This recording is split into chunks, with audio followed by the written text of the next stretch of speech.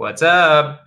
What it is, ladies and gentlemen. Yo, where did my name go? Why is my name all blocked out? I don't like that. Why did that happen? My whole camera's messing up, bro. Okay. You got your name in the bottom. Yeah, it is there. I want to fix it. What's going on, bro? How are you doing? I'm tired as hell, dude. Today was Why? just a lot of What? just firefighting.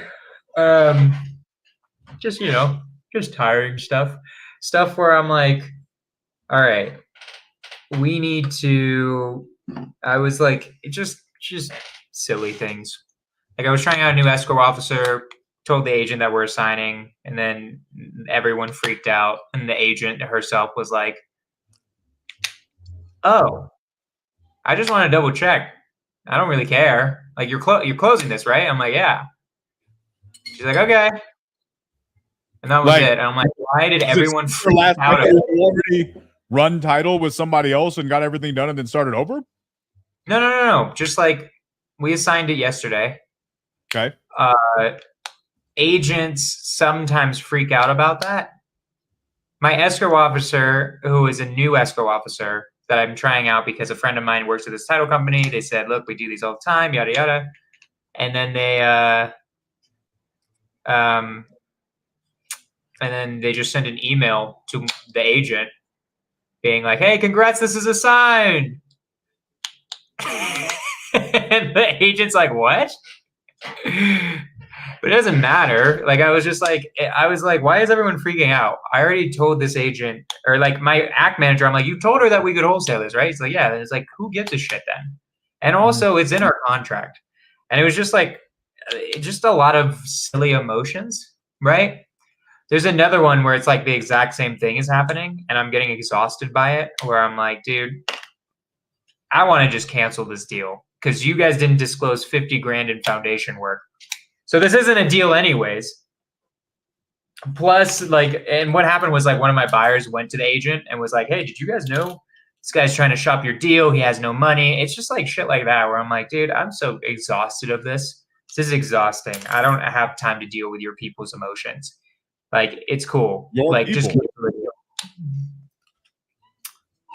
That's tough, dude. What? It's not that tough. I'm just tired. Like, honestly, it's just real estate investing and people thinking they know. It's not even that stressful to me anymore, Joel. It's just more tiring of like, it is an emotional burden to deal with other people's emotions and just coddling people, you know? Yes, pray for them. I agree. I just am praying for them. Like, I just need to call her back and be like, look, there's 50 grand in foundation issues. I have a feeling he's not going to want to renegotiate because you guys are tripping over the fact that one of the guys on the private list tried to go around me, but this just isn't a deal because I didn't know there were foundation issues. So yeah, I got to do like a 50 grand price drop, which is almost impossible when they're tripping about this stuff. So anyways, there's just other stuff. And then like, I don't know if you saw my story. My private money lender backed out yesterday for a sub 2 I was buying. So I had to go wire the money. And I was like, it backed out day of closing. So I was like, well, that's fucking annoying. But then I bought the house and it was fine. It's just like a lot of firefighting where it's just like, dude, I want to take a nap. But you left. So now I'm talking to myself. What's up, everybody? I'm going to just make myself fully on here because Keanu just left mid-podcast because he's a terrible podcast host. Guys, we are talking about the Mandela Effect today. Who knows what the Mandela Effect today is? Oh, he's back. Wait, hold on. First of all, I'm a fantastic podcast host. Says you just left a mid-podcast. What do you mean? Yo, what if Joe Rogan just left? Joe Rogan poops, bro. Like, don't pretend Joe Rogan doesn't poop. He says, "I'm gonna go to the bathroom." You just dip. I'm like telling you what you're like. You're like honestly asking me what's going on with my day, and then you just leave. See, this is how I know. This is how I know you're white, bro. Because you don't know how to freestyle. You know what I mean? Like, if you were a good host, you would have freestyled. I don't care. I'm just letting you know. Yes, he is Road Jogan. Yes, he is Road Jogan. I love that. I'm Road Jogan. Say it again. Wait, hold on. Let me ask you this, bro. Does all of the I'm gonna have to fix this camera again. Because it's driving me crazy. What's wrong with you? Camera's fine. CD, bro. Like it's crooked, it's slanted, and it's like it's not. If there was a level here, in the chat if you know what the hell he's talking about, because it looks perfect to me. Look at this. Look at this. It's just not right. Like my table slanted, bro. You're not. It's a little bit more this way. You're not seeing any portion of my Christmas tree except for this little guy right here. Look at this. Look at this. That's it. That's it. Look, you gotta see a little something. This is a Jewish broadcast, anyways. Get your fucking Christmas tree out of here, bro. First of all, what kind of Jewish people? I sent you a video about this. Oh, we're not talking about that, dude. We are not bringing up that video. Gianmarco, do not clip that. Do not cue that video up. I just want to clarify what kind of Jewish people you talking about, bro. White Jews. We're talking about white Jews now. We're talking about white Jews. If you guys knew the video, you would understand the humor behind what I just asked him. Yeah, honestly, bro, like before we move on for what you just talked about with your business, I think it's important that you bring that up because I think a lot of times people who are trying to get into business, they see the glamours, they see the Instagram posts, they see the wins. They don't realize that a lot of what we do. I have a student in my community who has been asking me for a long time about building an acquisitions team. And I know his personality type, right? Like you and I have both know there are some people, would you agree or disagree, Jonah? Actually, I'm interested. Would you agree or disagree that there's some people who should just not build an acquisitions team, right? You just do not have the patience for the babysitting because I don't care how many people you have on your team. It's a babysitting job as long as you're the one directly responsible, period. Yeah. Yep. And I'm like, bro, you're not gonna like, he's like, oh, do you think? And every couple of weeks he asks me this question. Every month he asks me this question. I'm like, bro, just do it. Right. And then in 45 days, when you hate everything about your life and have all of the complaints about babysitting grown adults, I'm going to tell you, I told you so. Like, I'm just going to tell you. Like maybe like, I mean, like some people, I don't necessarily think just some people shouldn't do acquisitions. They should do dispositions or just there are different things you can do in real estate that'll fit your personality type better. Right. Yeah, I don't know them, but it depends on the person. Like for instance, I tell people it's like, dude, fuck doing any acquisitions. Just get deals from other wholesalers and dispo them in like a day and you'll be way better. Either I lost your audio or your audio went out. If you can hear me. No, honestly, man, that's what I'm getting ready to do with my community. Because I've been so sick this year. I haven't really been able to work and really like do deals and like work on a real estate business. I've been so out of it. It's been very, very tough to work like a normal person. And so the rest of this year, now that I'm starting to not feel like I'm dying daily, is I'm going crazy. I'm just going to start working with people, right? We're just going to do deals live. I'm going to build a direct-to-agent business from scratch for the next 6 weeks for a couple hours a day. I may make a bunch of money. I may make $0. I don't care. What do I want to do? Why would you do it, DQ, if you're not even sure you're going to get deals? Because I've seen so many people in this industry come in, see the wins, and get a misconception, a skewed misconception about how this business works. There is so much valuable information out here. The lack of information is no longer why people lose in this business, in my opinion. Okay, why do people lose? They lose in the gaps.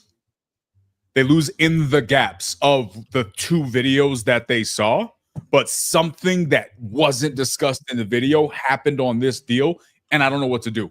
And because I don't know what to do, I get stuck. And I send 5 messages on Facebook, and none of them respond. And then I just get upset, and then I go back to cold calling, and then I forget about that lead.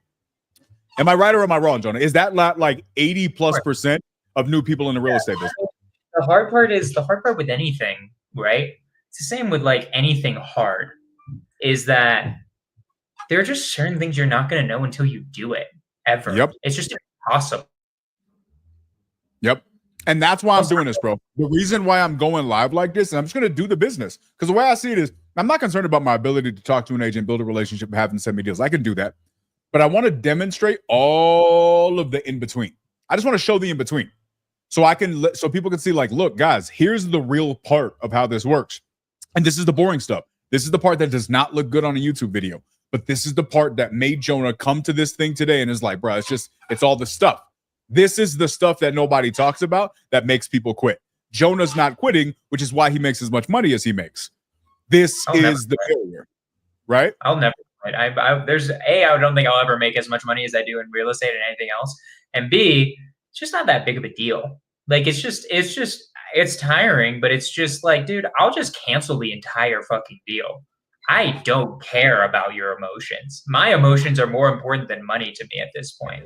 Right. Yep. And that's like really can close shit off. Right. Where it's like, dude, you saw an email blast. Great. You want to cancel? What do you want to do about it? Because I really don't have time for this stuff anymore. Right. And then when you say it like that, people are like, no, don't cancel. I'm like, all right, cool. Yep. Like, what the hell was that? Right. I'm excited for you. Did you ever do direct agent? Ever? You're like other than helping other people deals. Yeah, I've never built it myself. It is 10 times easier. You're gonna be like, bro, what the fuck is wrong with me? It is so much easier to get the deal with an agent. It is so much more annoying to deal with the agent during the escrow process. But like getting the deal is so much easier because they deal with all the emotions of the seller, whatever the fuck they're dealing with, right? There's no dance. There's a dance to direct to seller you have to learn, I think. You have to have like a finesse to it. There's no finesse to agents. It's literally like, I fucking need this at 500. Get me 500. You get me 500. And then they say, okay, I'm going to do my best. Right? So it's like, anyways, it'll be fun to see. You'll be like, why am I not doing this? You're going to be like, what? Right? Because like, that's one of the things. So here's what I'm going to be doing. Like, and we're starting it now. That's why I'm building out a whole CRM so I can build it out to what my people need. This is why I'm doing all these lives. So essentially what I'm going to do is for the first couple hours, just direct to agent. I'm going to build it from scratch, right? And I'm just going to show people how it works and the ins and outs and all the places where people get stuck, right? The places Jonah's talking about where most people quit or get lost, right? Joel, it sounds like I'm talking about you because I am. But I'm not just talking about you. I'm talking about every single person who wants to succeed in this industry who hasn't hit the part that they want. This is the part that nobody's talking about. But this is where everybody gets stuck, right here. Right here. So that's why I'm going to do it. From scratch, I'm going to show all the ugly stuff. But then on the other half, the other 2 hours, 3 hours, I'm going to do direct to agent or direct to seller. But I'm doing it two different ways. I'm going to show people how to build a JV business, doing direct to seller, doing exactly what you just suggested for some people.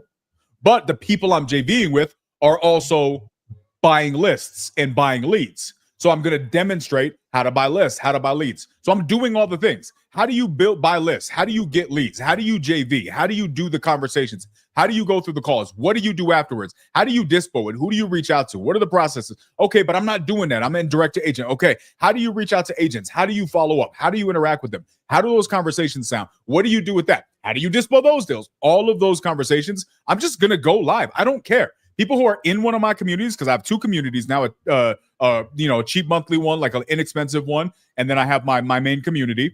Either one of those people, they can be in the Zooms. But if you can't make it to the community, you're just not in financial position to get there, I'm going live on my YouTube. Come into YouTube, watch, ask questions, do all the things.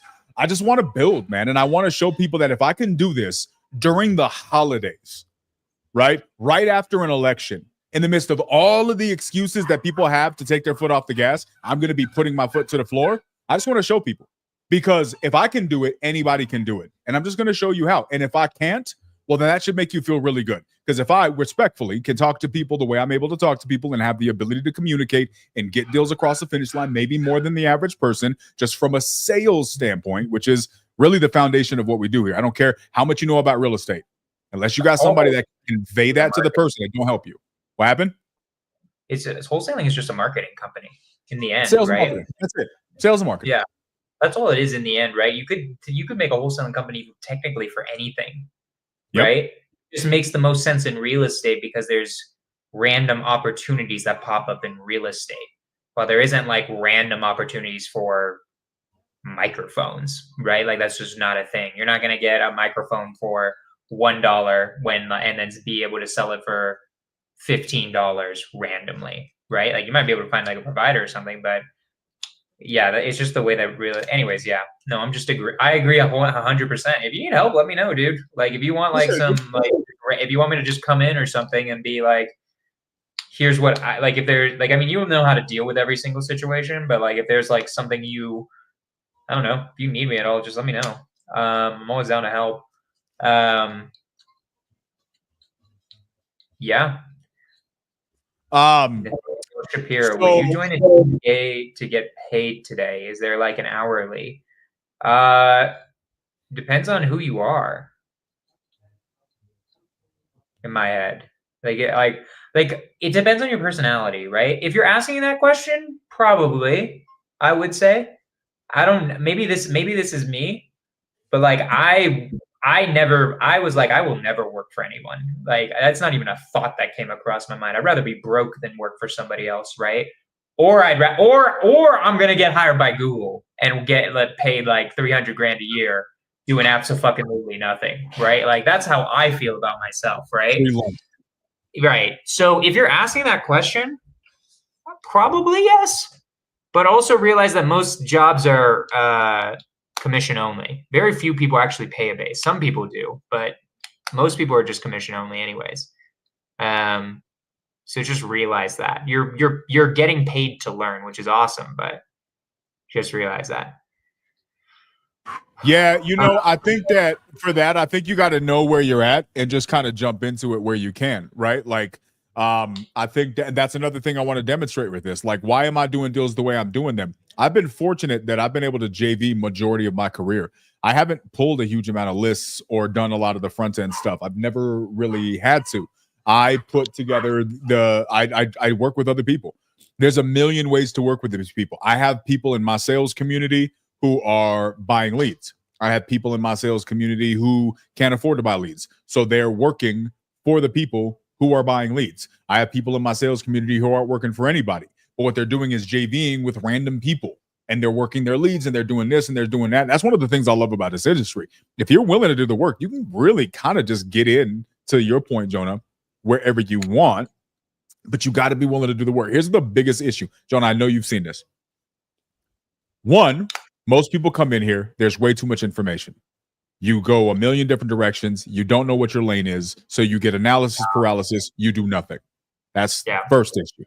Second issue, you finally find a lane. You start going. You encounter gaps that weren't in the YouTube videos. You don't know what to do. You don't know how to fill the gap. You get discouraged. You're talking to the wrong people. You don't move forward. And because you don't feel progress, now you're back to shiny object syndrome. You keep changing. Now I'm doing direct to agent. Now I'm doing direct to seller. Now I'm doing door knocking. Now I'm doing this app. And now I'm doing that app. And it's all these different things. Okay, cool. Just and that's fine. Nothing necessarily wrong with that. But you got to ask yourself, why did the other one not work? Okay, cool. Number 3, respectfully, I love y'all. A lot of y'all are just lazy, bro. Y'all just ain't doing the work.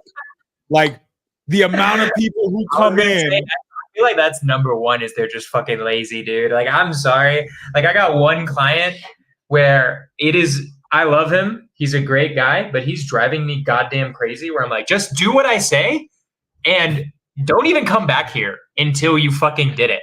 Because I'm going to lose my shit if you don't hit your KPIs this week. And then like, I'm going to go crazy. I'm going to give you a refund and I'm going to like kick you to the side if I need to, right? Like, because I need you to hit the KPIs, because otherwise you're just not going to make any money, right? Jonah, I made 4 to 8 phone calls today, bro. Why did I not make $100,000 this month? It's like, dude, shut up, bro. Do you even it's just like, bro, just like you'll work harder. It's like, have you ever had a job before? Like it confounds me. It's like, you're working less than a job and you expect to be successful? Like, you have to work harder than if this was a 9-to-5 at the beginning, right? Like, no, I now have the privilege of working 9-to-5 because I feel like it. I could take whatever day I want off because I've earned that after 4 years of blood, sweat, and tears, right? Yep. But like, even though you can, when you're working, you're still busting your ass. Yeah, of course, because I love it. This goes back. I mean, this is corny shit, right? But this goes back to the Instagram quotes where it's like everybody loves the Instagram photos. Everybody loves seeing you at the top of the mountain, but nobody wants to climb. Nobody wants to climb. We want the fucking climb, dude. That's the difference, bro. Like, I love it when I've got like a challenge. I don't know what I need to do. Like that's the fun part to me. I get bored. I get bored with stuff that I'm dealing with all the time, right? Like I'm really excited. I just bought a house yesterday. This is going to be a rental. I'm going to try to turn it into a Section 8 and see what happens. My friend thinks it's awesome. I think it's fake news that it's any better than a rental. I think I might lose. I think you're about to love some Section 8, dog. It's that guaranteed government money, bro. I mean, maybe how he sold it to me was, how much do you know about Section 8? Do you know anything about it? Like, how much do you know? A little bit, but not. I don't know. I don't own any Section 8. Like the basics. So basically, like online, you go to HUD, they have these full market rents, right? I want you to notice that Malcolm's mad that we're not arguing with each other right now. Dude, Malcolm, if you're coming here for arguments, me and Keanu are stopping that for quite a while. We ain't talk about anything drama filled. Malcolm, we're coming here to talk about how much we love and miss your face. That's literally the reason we did this podcast today, to talk about how much we love you. Are constantly arguing because we were on way too long of a politics arc. That was the issue. The election's over. Trump won. We'll talk about that maybe at some other point, but like I'm good. Like there's a certain point where it wasn't the main journey. Exactly. Section 8. So in Section 8 on the HUD, they post like full market rents. This is if you have the right bedroom count, you're paying for all the utilities. Like it's like you have to do a whole checklist to get this rent, right? My friend didn't tell me that. He's just like, bro, look at this. Like you could get that rental income. And then I'm like, really? And then I look at the Section 8 comps, because there's like a Section 8 website where you post a Section 8. My bro, they posted it for $3,000. I think I'm gonna get like $2,200 on here, which like maybe. And I'm like, that's $200 more than the rental rate. That's cool. Yeah, that's the thing. It's not a pad split, right? Like you're not forexing rent rates. You're getting at around or maybe a little better than rent rates, just depending on the market. That's all variable, but it's the guarantee, bro. A lot of markets, you get the exact same as rental rate. Yeah, it is the guaranteed government income, right? That's the cool part about it. That's the main thing. So I'm gonna try it out. I'm gonna see if I like it. If I like it, I'm gonna keep doing it. If not, then I'll stop. But where that all came back to is like, it's exciting because it's like, oh, I might lose 30 grand trying to figure this the fuck out, right? Like it might happen, right? This is also the first time I've done flips before. I always did them with flipping partners. I've done 3 where I had flipping partners. This is the first time that a house needs rehab where it's all on me to make sure the contractors are doing their stuff. So that's also going to be a learning experience. This guy seems really dope. He seems awesome. He's a referral of a friend of mine who's a flipper. But I might fuck that up. He might end up stealing my 10 grand. I don't fucking know what's going to happen, right? Yeah. This is the fun part, guys. It's the journey, even if it's an L, right? Like, this is what me and Kihano live for, is like taking dubs, taking L's, and playing the game. Playing the game is what we live for, right? Yeah. And I think so many people don't want to play the game. I think they just want to win. And I'm like, that's just not realistic. Yeah, it's funny because I love that you said what you said about your clients, bro, where you were like, dude, don't come back. Come to any of my calls, right? Like, Yvonne calls me an asshole at least 700 times a day. She's like, you're such an asshole. You're such a, because I don't sugarcoat it. Now, respectfully, people in my community, they give me permission to tell them the truth because I'm going to, right? I'm going to tell them the truth. I can't pretend. I can't participation trophy you to an acquisitions fee, to an assignment fee. I can't. You got to learn the things. So a lot of what I talk, this is what I tell them. I've said this 100 times last week. The easiest thing about what I teach when it comes to this business, the hardest part about what I teach is it's the easiest thing for you to forget. The amount of people who come into my community, Jonah, and they're like, holy shit, my mind is blown. I've been doing this wrong. I'm so excited. Okay, so you had an impact. You had a revelational moment. Everything's going to be changed. I got a damn YouTube video coming out right now that's going to emphasize this. Literally, I have a YouTube video out with this dude saying almost life-changing. I am locked in. I watched one video and it changed everything for me. 5 seconds later, he did the opposite of the shit he said changed his life in the video. So I got another video coming out of me playing his video to him where he said he was locked in and then doing the opposite. I'm like, what you doing, bro? What was the thing he was supposed to do? Intro. It was an intro. I got a 2.5 hour training just on the intro. Just on an intro call? On intro. How do you do your intro? First 5 seconds of the call. It tells you whether or not you're going to have another call, right?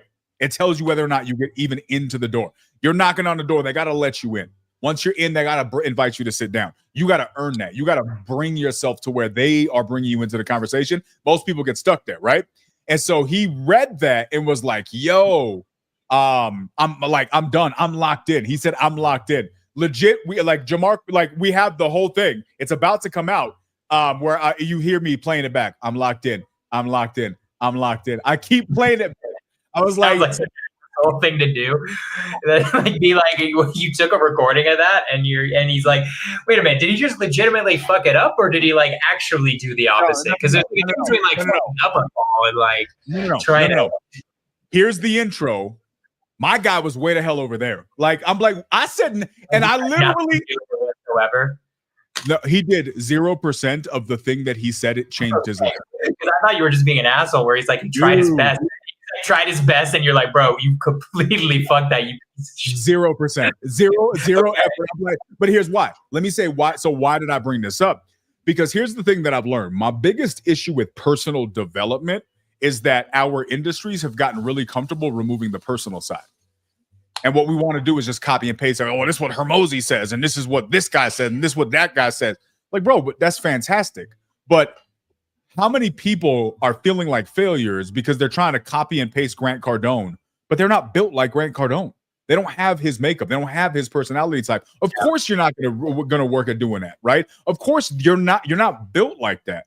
I spent years of my life feeling like I was a failure because I wasn't succeeding at following a path that I was never built to follow. And so the thing that I center my training around is like, that's all cool, but who are you, right? Because I can't teach. I can't. In the end. That's what it comes down to.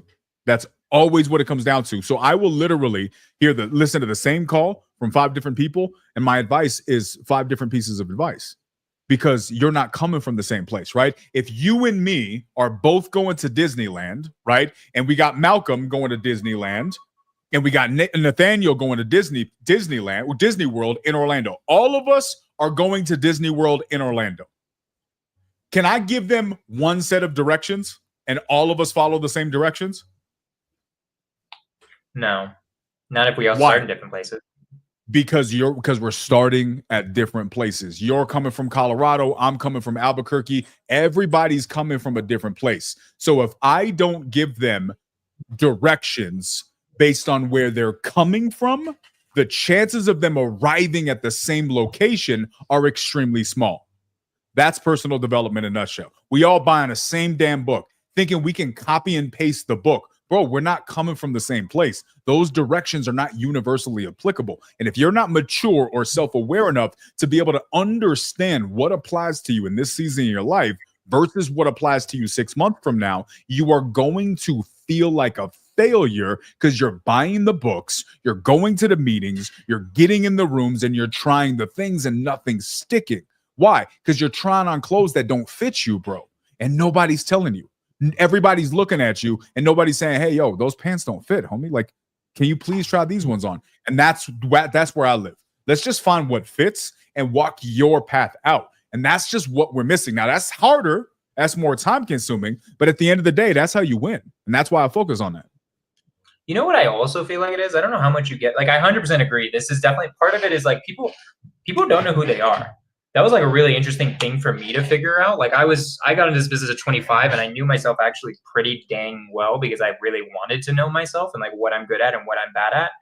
Right. It's why I knew wholesaling would work for me and flipping is not like going to be, I doubt I'll make as much money in flipping because what flipping takes is it's much more operations based than wholesaling. Wholesaling requires operations for sure. But like, at least every time I do a flip, I'm like, dude, this is just so much worse than just like closing a deal really quick, right? Because that's just my strong suit, right? Another thing I've noticed as well, since we're on the topic, is I think people also, there's two extra things I've noticed as to why people don't succeed or even start sometimes. Fear of judgment and also comparison. Guys, I want to tell you guys something. Quijano knows this. I know this. 90% of the people you're watching on Instagram are not actually making that much money or any money. Like, we see the behind the scenes. Me and Quijano know these people, right? They will show you one deal where they made a lot of money, but they don't show you how many times they were burning through capital for like months, right? You have to stop comparing yourself to other people who are posting stuff on Instagram and other places and realize, like, dude, okay, great. You posted that you made $1 million, $2 million this year. Awesome. Congrats. Just don't let that get into your head. Cause like if you've been like, I don't know how long you've been doing it for, but like, just don't get into your head. You're on your own journey. You're going to get there when you get there. That's just something to be really conscious of, because I think that's also something that really screws up a lot of people, where like I've been really good at staying in my own lane and like absolutely not comparing myself to anybody else, right? Like you gotta be really good at just like focusing in on your lane and not letting it drive you off, because you're on your path, you're on your journey. And the great thing about real estate is, and this is like what I tell my people too, is if you hit the KPIs I give you, you actually have to get a deal. You can suck ass. And if you make 40 offers, one of them is going to be a deal if you actually give the offer. I promise. Maybe it's 100 for you, but there's a certain point where it actually has to turn into money. Like you could just law of average this shit so much that you just get it after the 100th, right? So anyways, that's my little rant, is just like, just don't compare yourself to others. And also just realize if you just stop looking at everyone else, and you just do the thing, money will be produced, because it actually has to be. That's the great thing that I love about real estate. It's not like crypto. It's not like tech stocks, right? Where you could just lose everything. If you just do the thing, you make money at some point. So anywho, that's my little rant. Also, no, it's so true, man. Like, and this is why I'm doing this challenge. This is why I'm going to just be working publicly, because here's the thing. There are a lot of people who would not do that, because what if you don't win? And I'm good with that. I don't care, because it's not about winning. It's about doing the things, right? And if I can't accurately demonstrate what doing the things looks like, I'm not helping anybody anyways. If I'm only highlighting the wins, I'm not helping you. I mean, I'm motivating you, but motivation is fickle. Motivation goes away real quick. A lot of people out here motivated ain't doing shit with their lives, right? Because the winning isn't in the motivation. The winning is in all the stuff when you don't even feel like motivated, right? I can't count how many times people like in a thing, hey, what do you do to stay motivated? Like how do you stay motivated? And I'm like, I don't stay motivated. I feel like shit today, and I did it anyways. I literally swear to God, yesterday I woke up, I felt like death, dude. Felt like death this morning. I did a 6-hour Zoom with my communities. 6 hours. That's crazy. Why? Because I said I would. Like I said I was going to be there. Now, sometimes in my year has been a full evidence of that. No matter what you want, you can't do the thing you say you're going to do, right? Sometimes there's just some things out of your control. There was a lot of this year that was out of my I just couldn't. There was just, sorry, I tried my best. But when you can, you do everything you can, regardless of how you feel. Yesterday, I didn't feel like it, but I showed up because I said I would. Motivation was non-existent. You know what I mean?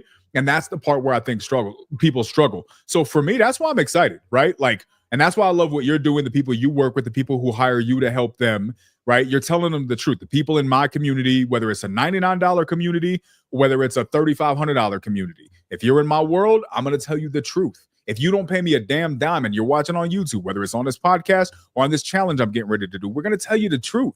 A bad truth is always better than a good lie. And I would just rather demonstrate to people how it really looks and how it really works.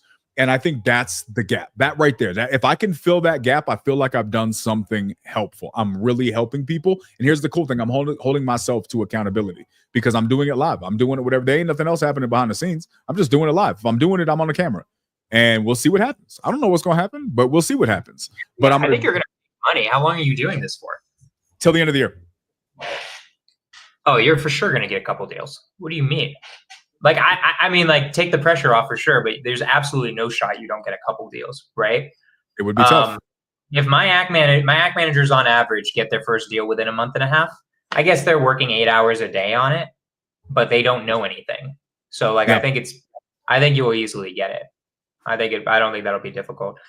Well, and we'll definitely have you on. You can talk about the stuff that you're doing. We can like do all the things. Let's get wins, bro. Let's do it.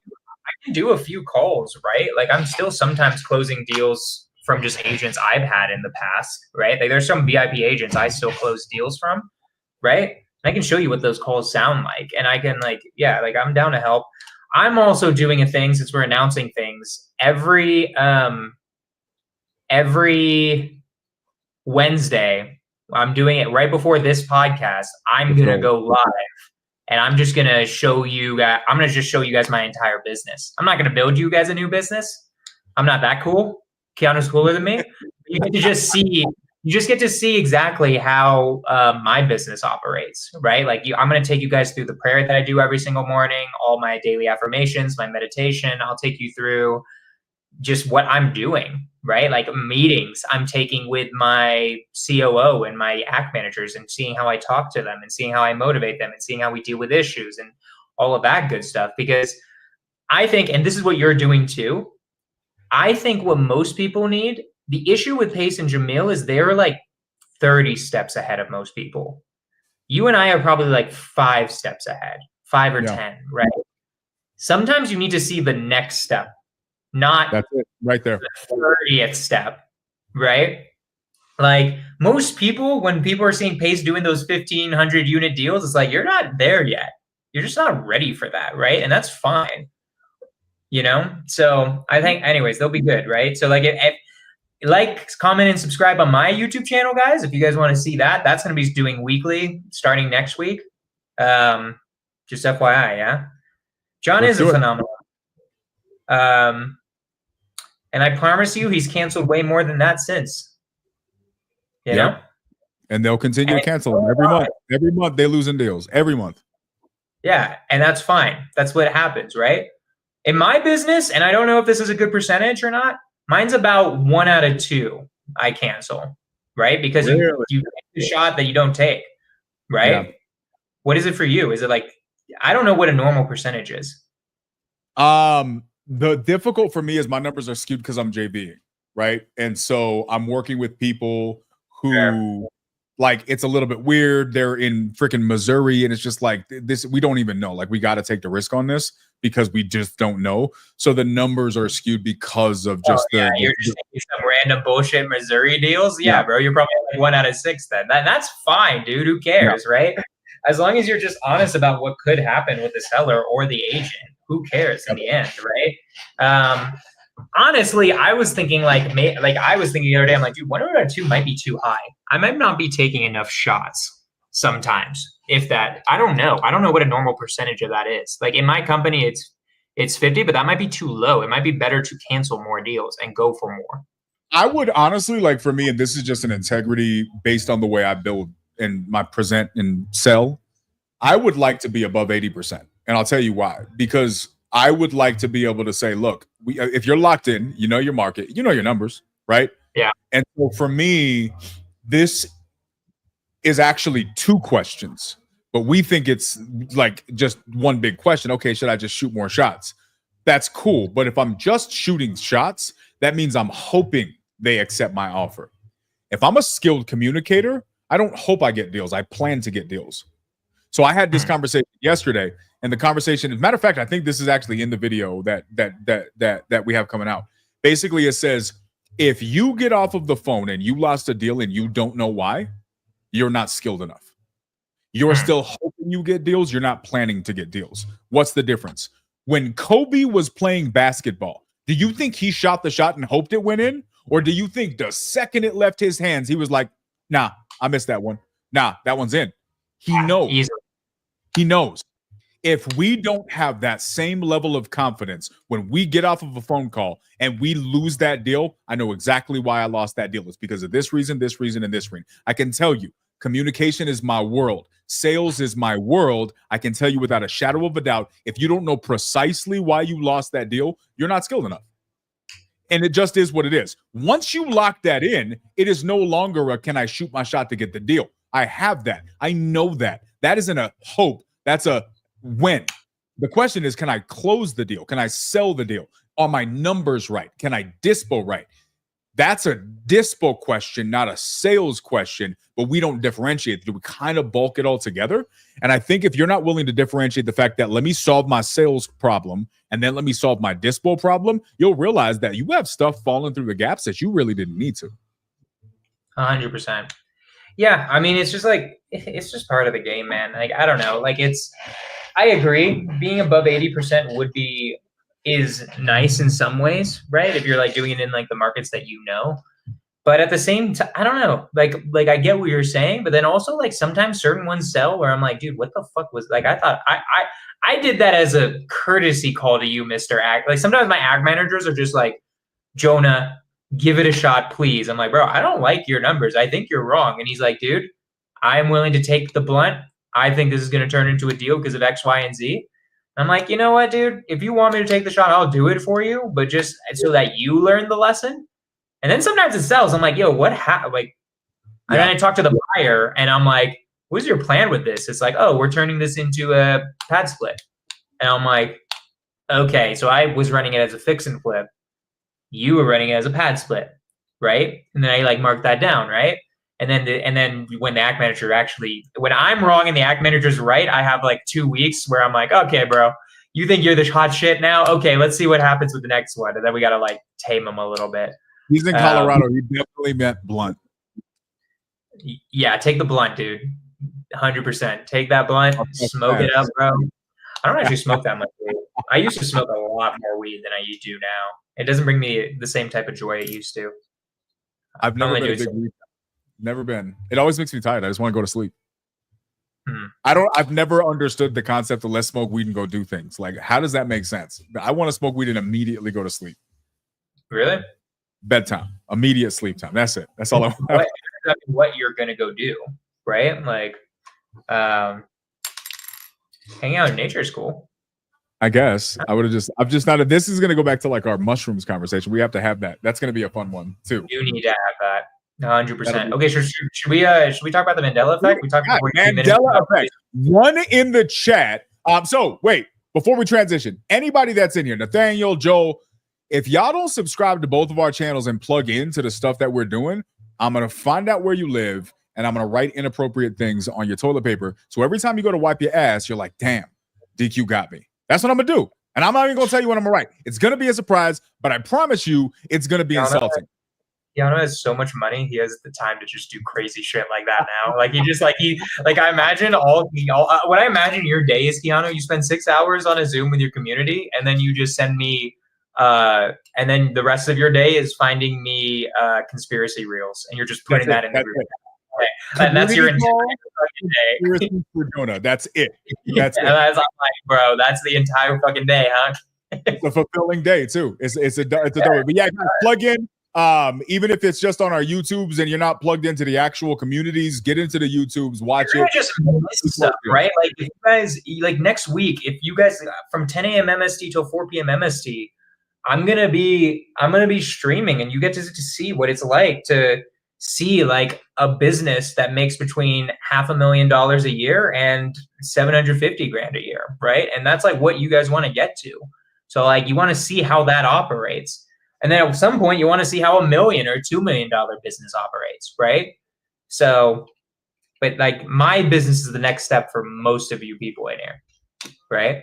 So anyways. I like it. You're the dream, bro. Stop it. Okay, one in the chat. Who here, tell the truth, who here knows what the Mandela Effect is? I want to know. I'm going to fix my camera while you answer this question. Who knows what the Mandela Effect is? Jonah, while we're waiting for people to answer. Oh, No, okay. no. You don't have to put it in the chat. So Joel knows what it is. Jonah, honest, bro. Like, when did you learn about a Mandela effect? I don't remember. I was watching like a random YouTube video, I think, and then they brought up the Berenstain Bears, and they were like, no, it's the Bernstein Bears. I'm like, what are you talking about? It's the Berenstain Bears. And then they showed me, and it's the Bernstein Bears. I'm like, that's just not true. I literally read that book. I probably was read that book once a week growing up as a kid. It was like, I just don't believe you, right? But I don't have any of those books anymore. And I'm like, why don't I have any of those fucking books anymore? I have tons of children books in my mom's attic. None of the Berenstain Bears. Fun fact, when I was 3 years old, that was the first book I read. That was how I learned how to read partially on Bernstein Bears' Bad Habit. That was the book. And the last one to this day. And my last one. I have not read. No. Don't apologize. That's an accurate accusation. I've not read a book since that, other than the Bible. The Bible and Berenstain Bears. Did I hit a nerve? Is there something with the reading? If it doesn't start with a B, I'm not reading it. Right. But yeah, so it's anyway, really interesting. What happened? That's when I started diving down that, basically. Yeah, it's funny, right? Like, I'm looking to see who does this. Who doesn't know? Like, say me. Who just say I don't know? Tell me if you don't know what a Mandela effect is, because I need to know what kind of context people have. Also, if you're not answering this question, what are you doing with your thumbs currently? Yeah, that you're okay. Well, let's talk about what it is. Let's tell people what it is, right? Yeah. So I'm pulling up the videos that Jim Marco sent. Go ahead. Mandela effect, basically, here's how I understand it. Tell me if there's any understanding that is wrong about this. It's this weird effect that's happened where there's just a bunch of collective memories that we have as a society that's just like not true. So one of them is Berenstain Bears. Another one is Luke, I am your father. That's not what Darth Vader says. He says something completely different in Star Wars. I actually rewatched that Star Wars recently. I was like, that's fucking crazy, right? There's these collective memory things that we as a society just remember, but they're not true. Now, that is the effect that is definitely true. Is there's a lot of things you remember from childhood or weird things in culture that you don't remember. Then goes into the question of, okay, is that something psychological or is that something mystic? Is that like a glitch in the matrix? Because this was something me and Kiana were talking about in the podcast or in our WhatsApp chat. I am 50-50 that we live in a simulation, just probabilistically, right?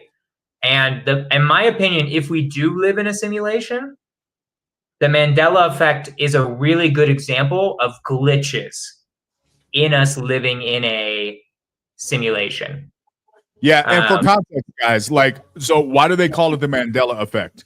So let's give some examples, right? And we're gonna go through videos. Jamarco sent a bunch of videos. What if we just watch? I haven't watched these. Should we just watch them and just kind of go?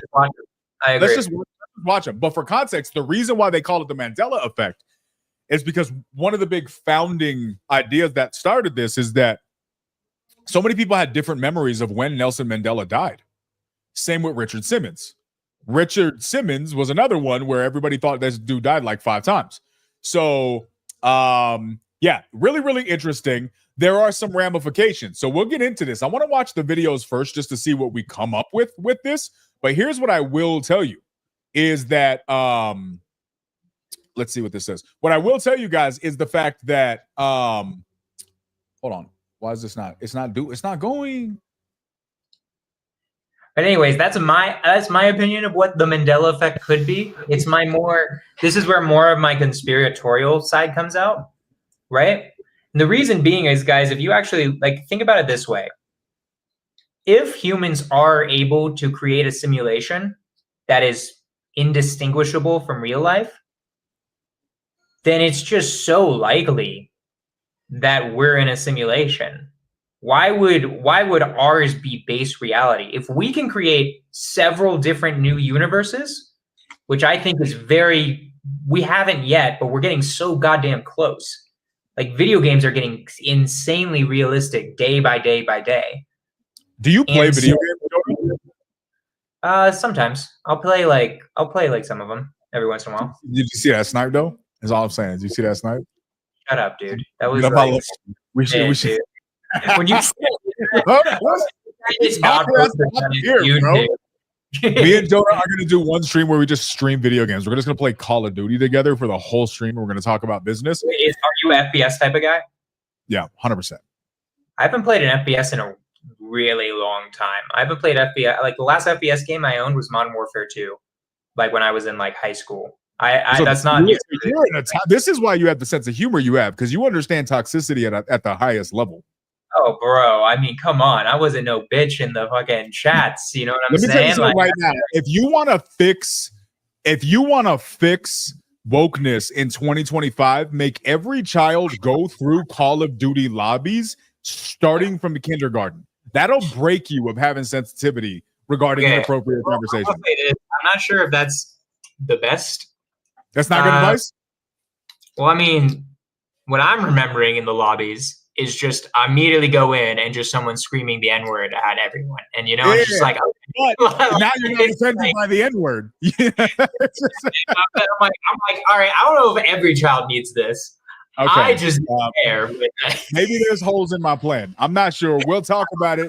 We're going to workshop this. All right, so here we're going to do this. We're going to talk about the Mandela Effect. We're going to just play some videos for you guys. Interested in hearing your thoughts. I hope that Jamarco vetted these properly so that way we don't get copywritten, but whatever, screw it. We here winning anyways. It's going to be cool. We got to talk about CERN. I got to ask you, Jonah, how familiar are you with CERN? I know nothing. I've never heard that before. You know nothing yet. We're going to educate you today, sir. You're going to learn today. You're going to learn today. All right, let's go. Let's go. How did we get this wrong? Is that what this one is? Let's just see. All right, here we go. Let's go through these. I have not watched these. Jonah has not watched these. But let's see. 14 Mandela effects. Can you hear it? You doubt the past. Alexander Hamilton never served as the president of the United States. He was actually Secretary of the Treasury. Disney's Mickey Mouse character has a tail. Curious George has never had a tail. Some people remember different numbers of rings around the bullseye in the Target logo, but the one on the left is the correct one. The Berenstain Bears are actually Berenstain Bears. The Raisin Bran son doesn't wear sunglasses. There's no hyphen in the name of Kit Kat chocolate bars. In I Love Lucy, Ricky never actually said, "Lucy, you got some splaining to do." Shaggy Scooby-Doo doesn't have a prominent Adam's apple. The song from Grease is actually Greased Lightnin', not Grease Lightnin'. Jiffy Peanut Butter doesn't exist. It's Cheez-It, not Cheez-Its.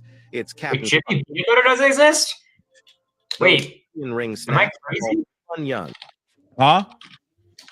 Jiffy Peanut Butter doesn't exist. It's not a thing? Peanut Butter exists? Bro, I'm telling you, we're going to learn something today, bro. Wait, it's Jif? I think Jif is a thing, but I feel like Jiffy was also a thing. I feel like they were both a thing. Wait. All right, weigh in the chat. Is it Jif or is it Jiffy? Is it Jif or is it Jiffy or is it both? Wait, what the fuck? It was Jif peanut butter the entire time? We literally broke Jonah. Right. Wait, hold on. Jonah was off of peanut butter. That's what got him in. Was the peanut butter. I mean, like, I was already thrown by the Berenstain Bears, but what the heck is this shit? This doesn't look right to me either. No, that also doesn't look right. The only reason that stands out to me for two reasons. One, because everybody calls it a GIF. It's not a GIF. It's actually a GIF. And the guy used a jar of peanut butter in his presentation to demonstrate that. But also the commercial was Choosy Moms Choose Jif. But go back. You see that Jiffy? That was also a thing, bro. Look at that vintage throwback. Whoa. So did it used to exist? They're saying it never existed. Okay, anyways, I'm sorry. That just threw me for a second. I'm sorry. I didn't mean to First of all, completely. there's no way this is right. This is not how you spell Funyuns. That's how I remember it. How are you spell Funyuns? With an I-O-N. I didn't really eat that many Funyuns. This is one I don't know. Hold on, let's go back. All right, let's go through these. Let's go through. Disney's Mickey Mouse character has. I don't remember Mickey having a tail. I don't remember him having a tail either. To be real. Right. Okay. Look, Lost Land says it was Funyuns. That's exactly how I remember it being spelled. You remember it with a Y? I don't. I remember it with 0 Y. I do not ever remember seeing a Y in that damn bag. Yvonne's from the different dimension. She is, and we'll talk about that. We'll talk in a minute about what the implications are because they have explanations why we remember different things. Right? I definitely do not remember. Who remembers Mickey with a tail? I don't. I didn't watch that many old ones though. Like, to be honest, I don't feel like it's hard for me to remember. I didn't watch like Mickey Mouse that much growing up, so it's like hard for me to remember. But Robert's out here completely missing the point, but also being extremely accurate at the same time. Okay. All right, let's go. Tail. Curious George. What say you on this one? Has never had a tail. I think I remember Curious George not having a tail and thinking that was weird. It's hard for me to remember. I remember a tail, but I'm not married to this one. I'm not married. This one, some people like remember. Target, I always remember being that left one. I've never seen it the right one. Another one. Wow. Okay. Long John Badongadong. Okay, all right, let's see. Different numbers of rings around the bullseye in the Target logo, but the one on the left is the correct one. The Berenstain Bears. This one's crazy. There is definitely definitely not it. That one's bullshit. Are actually called the Berenstain Bears. The Raisin Bran son doesn't wear sunglasses.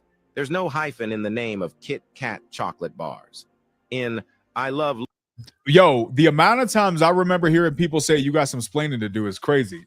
Do you remember? This was before your time, but do you know? I Love Lucy. I Love Lucy was a show my mom talked about, but I never watched it a single time. So you need to ask her if she remembers the you got some splaining to do.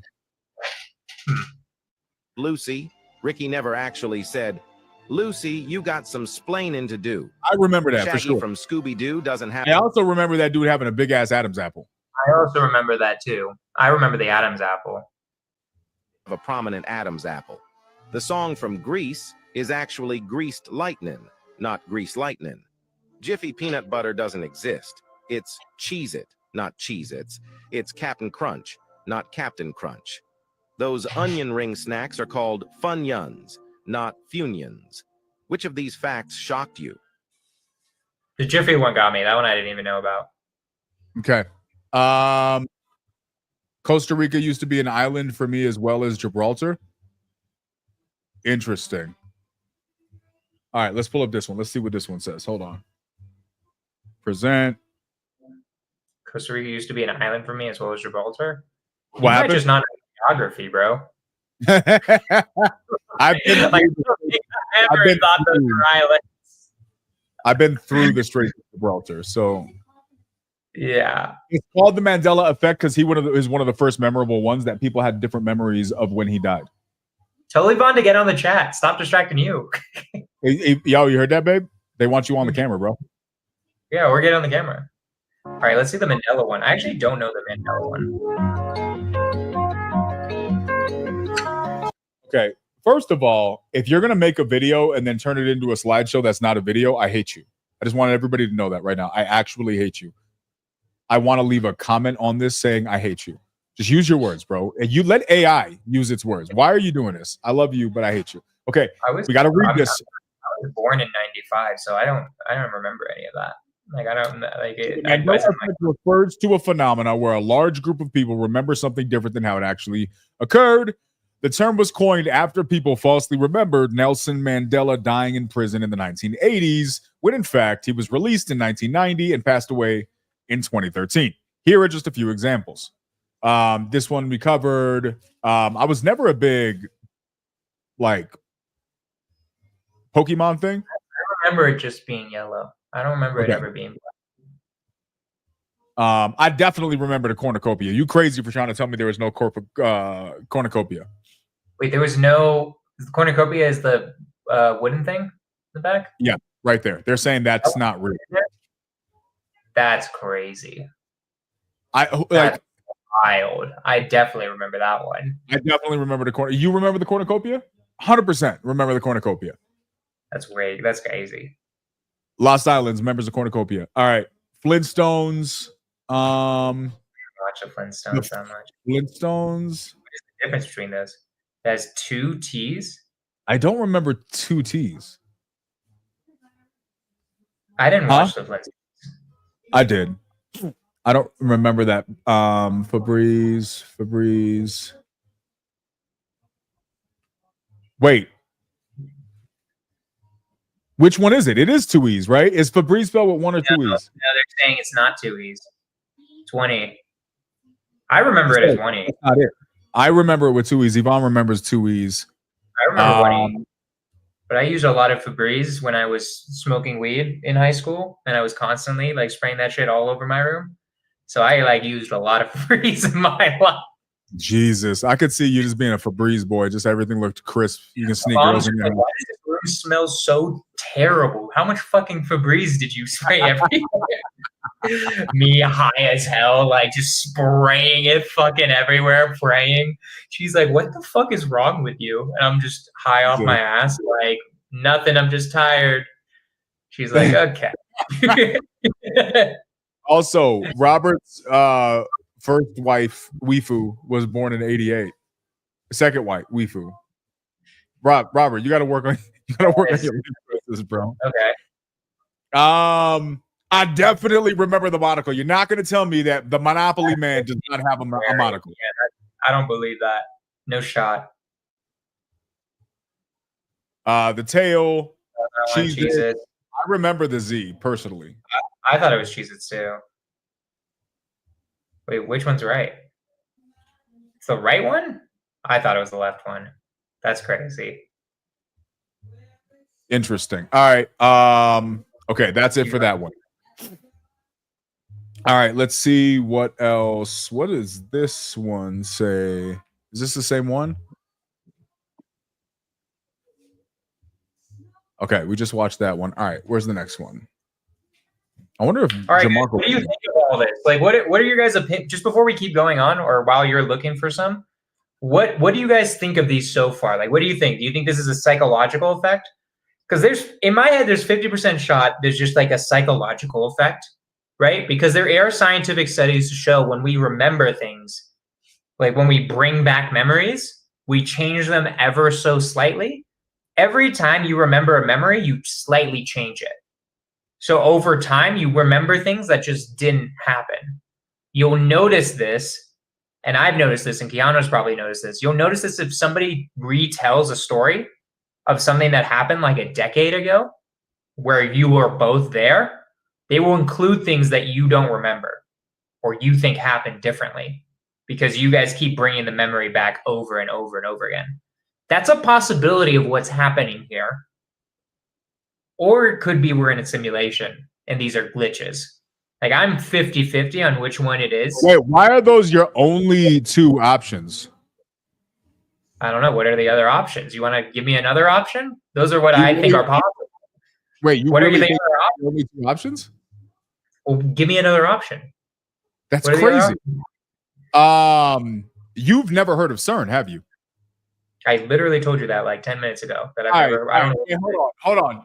Should we let's watch a couple more, and then I'm gonna circle back to CERN. CERN's gonna blow your mind, bro. Okay. All right, let's watch a couple more, then we coming back to CERN. Who here has heard of CERN? Who has not heard of CERN? I'm interested in seeing where everybody lies on this thing. Lies? Hold on. I'm putting a poll in the chat on YouTube. I wish we could do this from StreamYard. Hold on. Poll. Create a poll, bro. Create a poll. Why is it not working? Wait, can Gianmarco create a poll? I want to bring up more. Okay. Jamarco, create a poll on my channel, bro. Just be responsible. All right, here let's play this one. Present, share screen.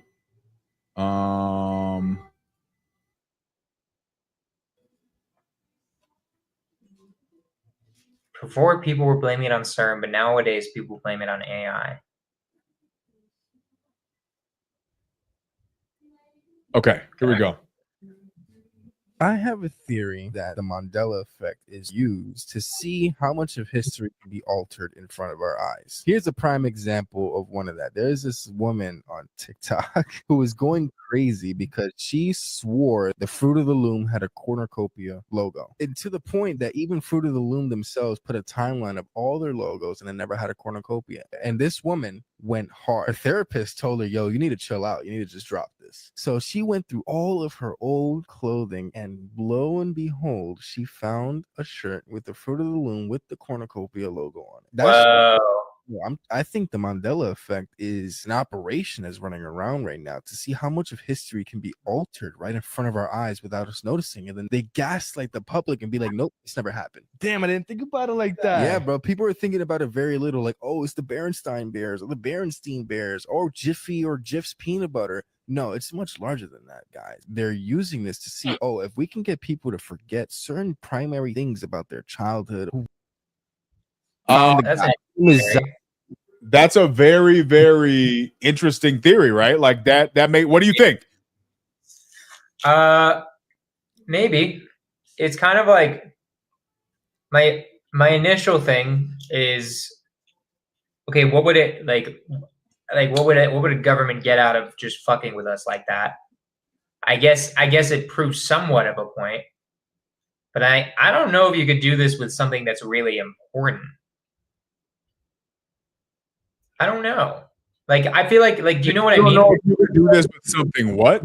Well, what he's saying, right, is like, okay, they're testing out whether we can make like the government can gaslight us about things, right? That's like his point, more or less. No, right? You shook your head, yes. So basically, okay, the government obviously doesn't care whether we remember a cornucopia or not. That doesn't mean anything, right? So they must be doing it in order to do it about bigger things that actually do matter, right? Things that were like really important to us. I think that would be very hard to do. Like, I'm curious what the government would try to do that was big enough of a Mandela effect where we're like, holy shit, what do you mean World War II never happened? like I don't know. Like, what are we talking about here, you know? I don't know. Yeah. I think there's a couple theories on this, right? Like, in order to get to the bottom of this kind of goes back to how do you prove information process. I think the first thing you have to do is you have to ask yourself, do I believe that this is even a possible thing or not? Here's the cool thing that I like about the Mandela effect. What do most conspiracy theories, and I'm air quoting heavy conspiracy theories because, right, I think that term in and of itself is kind of a silly term because people use it as a justification to dismiss plausible ideas that seem outlandish. So, but let's say conspiracy theories. People feel comfortable in dismissing, quote, conspiracy theories because of simply what their name is, right? However, the thing about the Mandela effect is it's not just an outlandish idea. It's an idea that is actually associated with personal experiences. Right. By definition, it gets everybody involved, right? Because I can tell you something crazy about global elites or whatever the hell, and you're gonna be like, yeah, but whatever. What does that have to do with me? The second I tell you that what you believe about your childhood ain't true, all of a sudden you're invested, you're involved, right? So I think by definition, the cool part about the theory or the idea of a Mandela effect is that it engages people to really flex this muscle, right? Okay, cool. We're flexing the muscle. This is possible. What does this mean? Well, then we have to guess why we think this is happening. You present an option. An option is none of this is real. This is all a simulation. And what we see is the Mandela effect is just a glitch in the simulation. They screwed up some files and the old files said one thing, they updated and they retyped it wrong, didn't realize it. And now all of a sudden we're misremembering.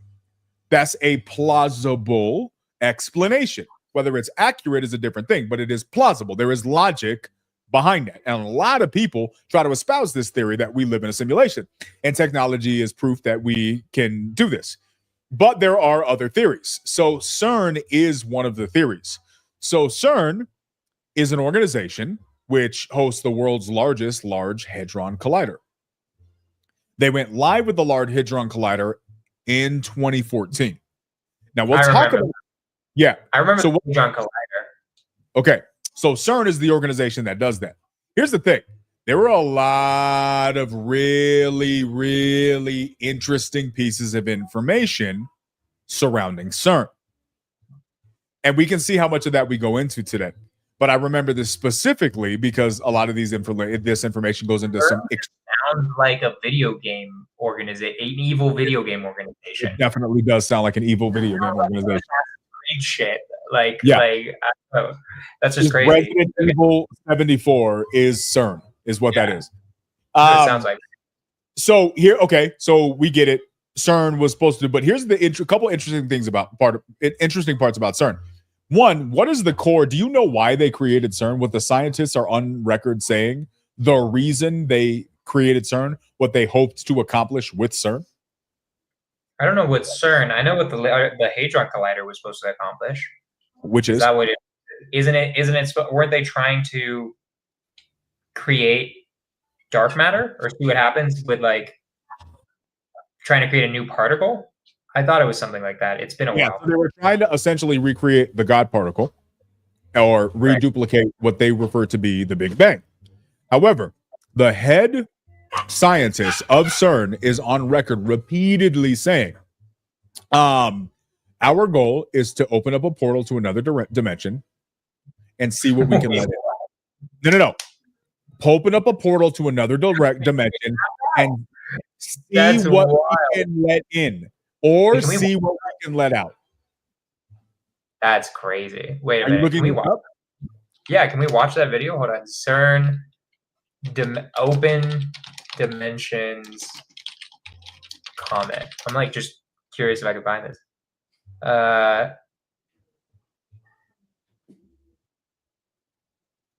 Do you know the dude's name? Because I don't think this is what I'm looking up right now. I don't think is it. No, let me know. Hold on. I'm looking up something right. So myself. Like this is what I mean, I'm just finding random videos. Like this person explaining what's happening at CERN, I guess, or whatever. Now, there's a couple of videos. I did not know we were going to go into CERN like this. I should have pulled up a couple of CERN. Let me see if I can find it in this. I actually think this video may do it, but I have too many tabs open and my computer's losing its mind. Hold on. Let me close this. Okay, whatever. I'll just believe you. I don't really care that much. Keep going. No. So what he said is we want to open the door to see what we can let out or see what we can let in. Right? That was the purpose. Large Hadron Collider goes live in villain quote. That's crazy. That's like literally like the plot to several movies and like video games. It's like we just open a portal to another dimension and then like monsters come through. Well, that is the ramification, right? This is the concern that's associated with this, one of many. And when you look at all of the things, especially the location of CERN, it's actually really, really crazy when you actually confirm this. Okay, cool. So this goes down a bunch of different rabbit trails, which are worth pursuing. But what people said is that once that went live, what probably happened is they started messing with timelines. And so essentially one unexpected, maybe expected, but possibly unexpected impact is that the second they went live with it, they started branching timelines. And the branch in those timelines caused ripples. And all of a sudden we have these weird memories about things that never happened, supposedly, when everybody remembers it, because in the original timeline, it did. But then once CERN went on, it created this ripple effect where we all have these different memories. That's wild. So that's one of the implications. So I think this guy touches on this here. So let's go here. This is a Joe Rogan clip. Let's see.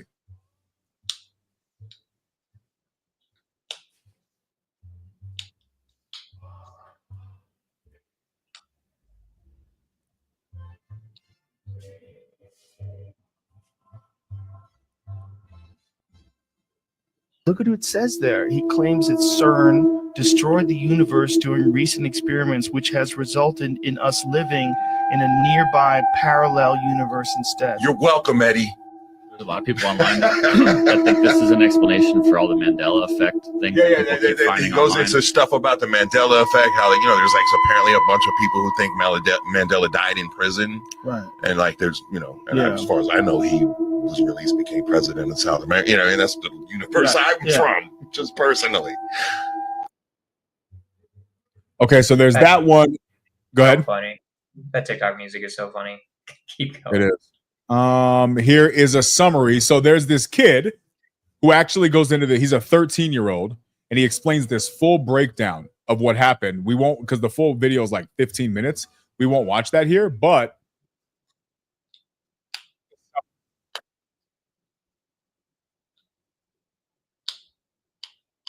this is not it.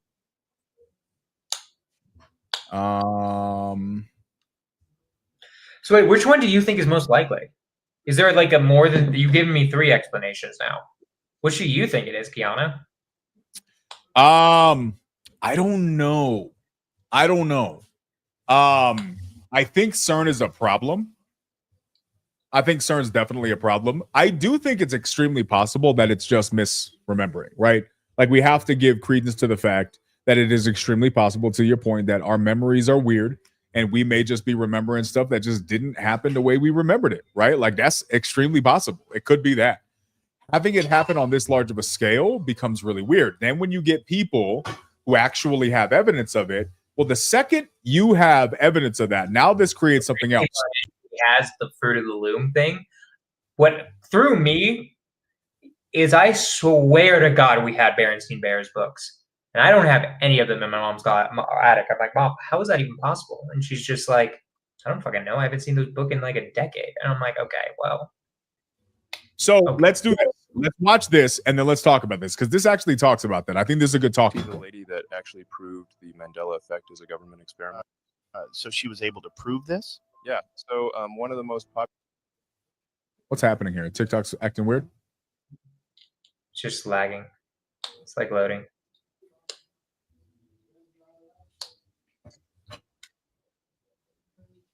All right, TikTok, step it up, bro.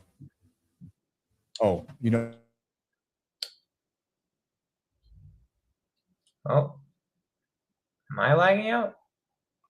Or is Kiana lagging out? The Mandela Effect is a government experiment. So she was able to prove this? Yeah. So one of the most popular Mandela effects is the Fruit of the Loom Mandela Effect, right? Mm-hmm. Where everybody remembers there being a cornucopia on the logo of Fruit of the Loom clothing, but apparently there's not. Yeah. And this lady was super convinced that there used to be a cornucopia on the logo. But Fruit of the Loom came out and said they've never had a cornucopia, like basically just calling this lady crazy, right? Mm-hmm. And Fruit of the Loom even has a post of all the past logos they had, all the way back to like 1893, and basically they're trying to prove they've never had a cornucopia on their logo. But then someone came out and they actually have photo proof of this. Found a piece of clothing in their closet with a cornucopia on the Fruit of the Loom logo. And then after this, people did more digging, and they actually found newspaper articles talking about Fruit of the Loom and how there's a cornucopia around it. So this is like the first Mandela Effect to really be confirmed? Yeah, then they literally found government documents of the Fruit of the Loom company mentioning a cornucopia, showing that the cornucopia has been a part of the company. So they can't say it's never existed, right? And since this lady has been able to prove this Mandela Effect wrong, people now think that the government has been using the Mandela Effect to try to see how much history they could erase without the population knowing. All right, that's so great. Now that was pretty obviously AI. I don't think that was Joe Rogan and Elon Musk talking about that. But let's talk about that. So let's assume that's true. Let's assume that there is a lady who actually found proof of the Fruit of the Loom thing. Well, then what's really happening here? Well, what we know is, if that's true, either A, Fruit of the Loom decided to lie for no reason whatsoever. B, Fruit of the Loom forgot and then completely lost their history of logos and presented something by mistake.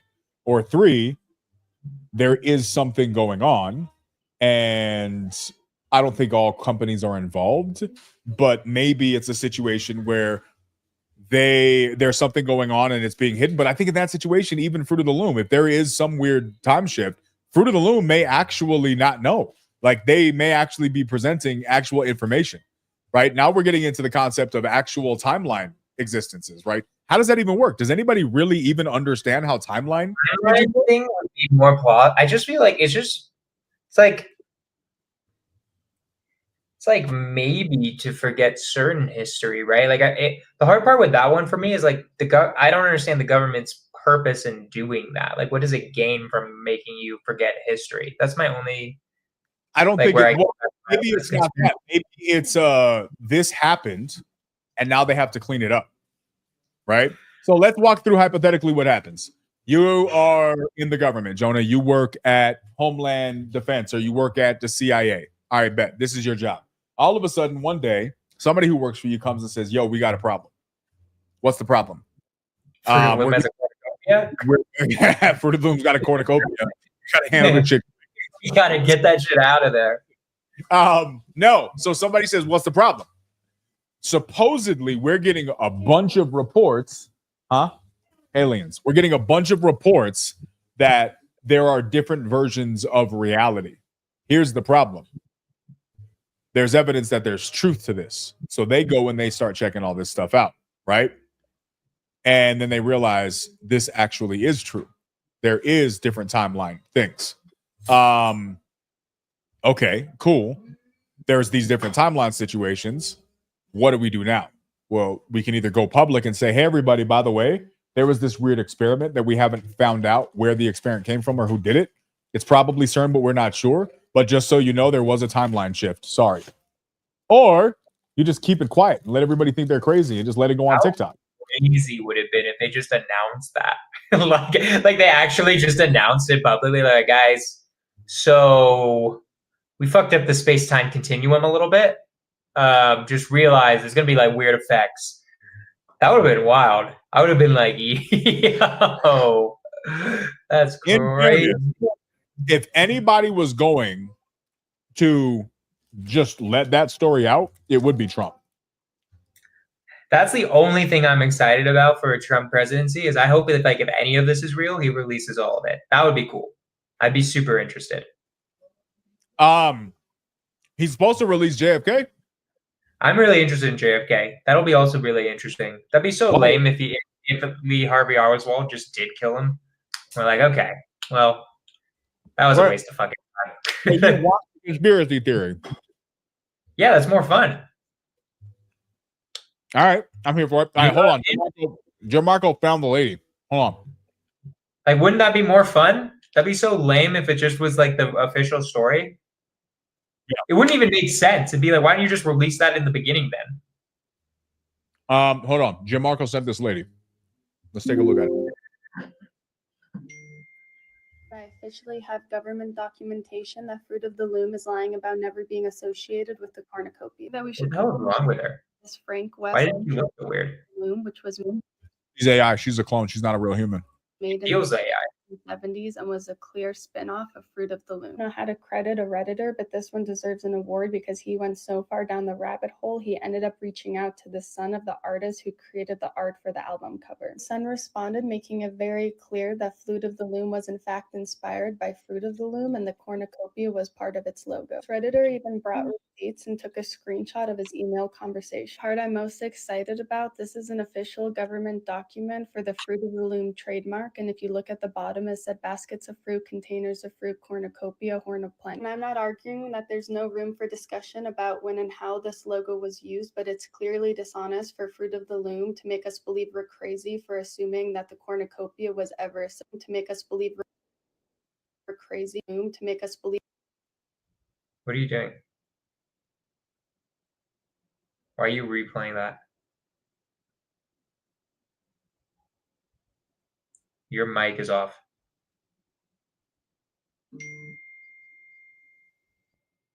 You didn't see the random thing pop up? What are you looking at? About when and how this logo was used, but it's clearly hold on. You don't for Fruit of no, I don't know what you're talking about, bro. Oh, right there. Yeah, I saw that. I really want to meet you in real life so we can become good friends and enabling each other with these stupid and okay.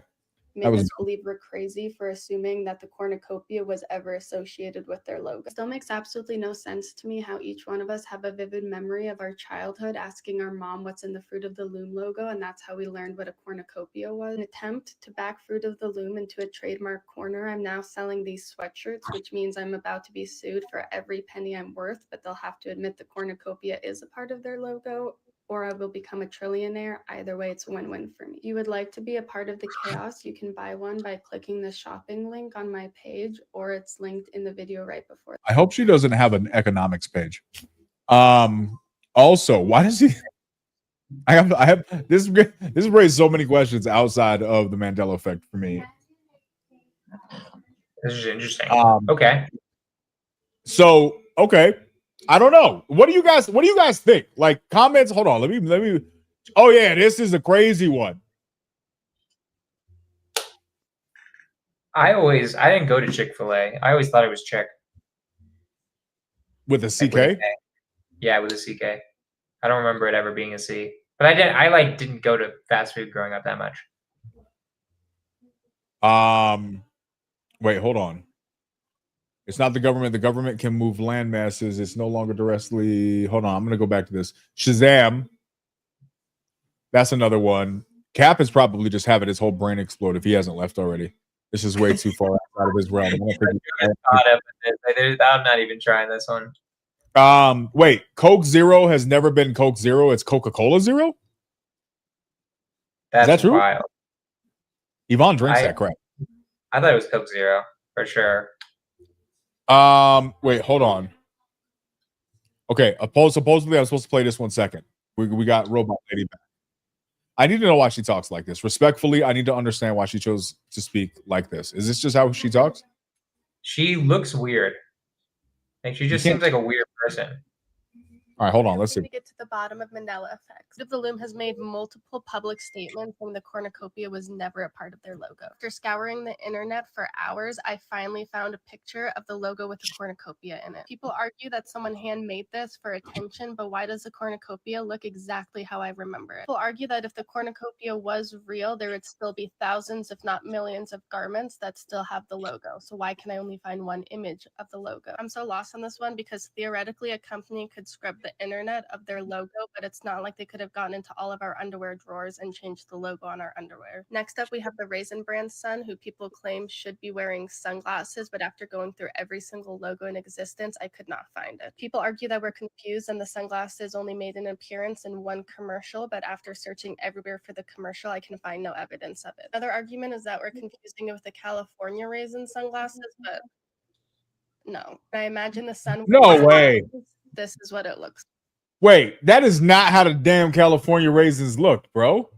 Look at this. That was just really funny. I imagine the sun wearing scissors, but I just don't remember what that looked like either. That is not how they looked. I remember the California Raisins song. Wow. Okay. I want to go. The sun wearing sunglasses. This is what it looks like, not like the. I do remember sunglasses on Raisin Brand. I still want to I'm trying to think if I own any Fruit of the Loom things. I gotta look. I almost want to leave this podcast and just start looking, but I can't right now. Go through your underwear drawer. Everybody, your job tonight, everybody's homework tonight is to go through your underwear drawer. The issue is none of my underwear is that old. None of my underwear is older than 2014 or 2012. I got old drawers. Yvonne insists on throwing them away. Imagine we saw the Mandela effect with a pair of drawers that you kept trying to throw out. Joe, I gotta ask you, complete side quest here. Do you keep drawers once they get holes in them, or do you throw them out? I throw them out. Most of my underwear is less than 3 years old. Now, okay, in the chat, especially for you fellas, do y'all keep holy underwear or you throw them out? I keep them. You're a weirdo, dude. Completely unusable. They gotta just fall off and serve no purpose. That's so crazy. I don't know. I just if you serve the general function, I'm good. Wait, why? I don't know. Why?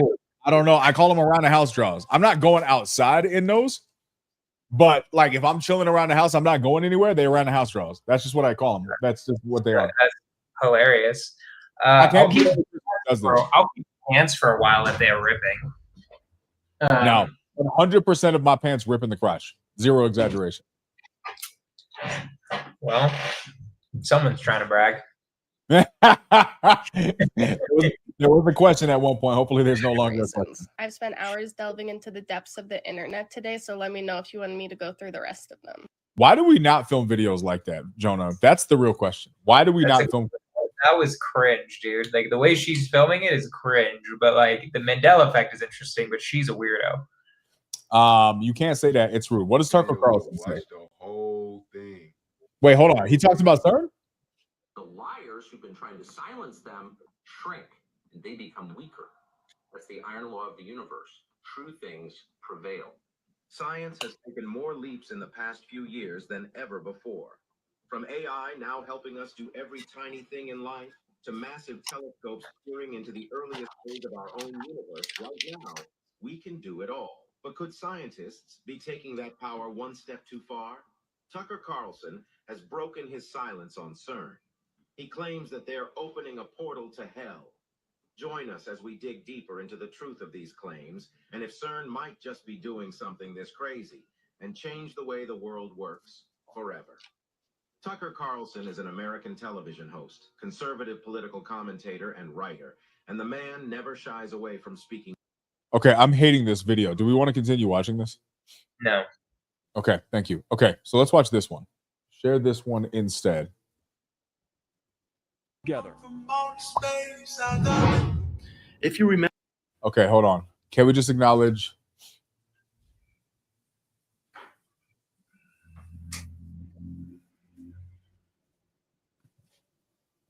Jesus, I've seen the video, dummy. Like, what are you talking? Kat, how old are you, man? I need to know how old are you. Oh, the CERN quote is false. Oh, gotcha. I was like, oh, CERN's not false. No. This isn't a quote. I'm not reading a quote from some damn article because you put faith in articles. I don't. I actually watched the video interview. There was actually a walkthrough interview where the camera followed him around. And that's where the conversation took place. That's where I saw it. I heard it come out of his own mouth. I didn't read an article, bro.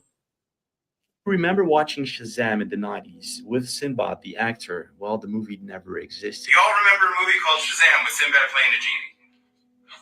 You know what? The movie was never real. It was the rumor started in 2009. I don't know where it came from, but it's not real.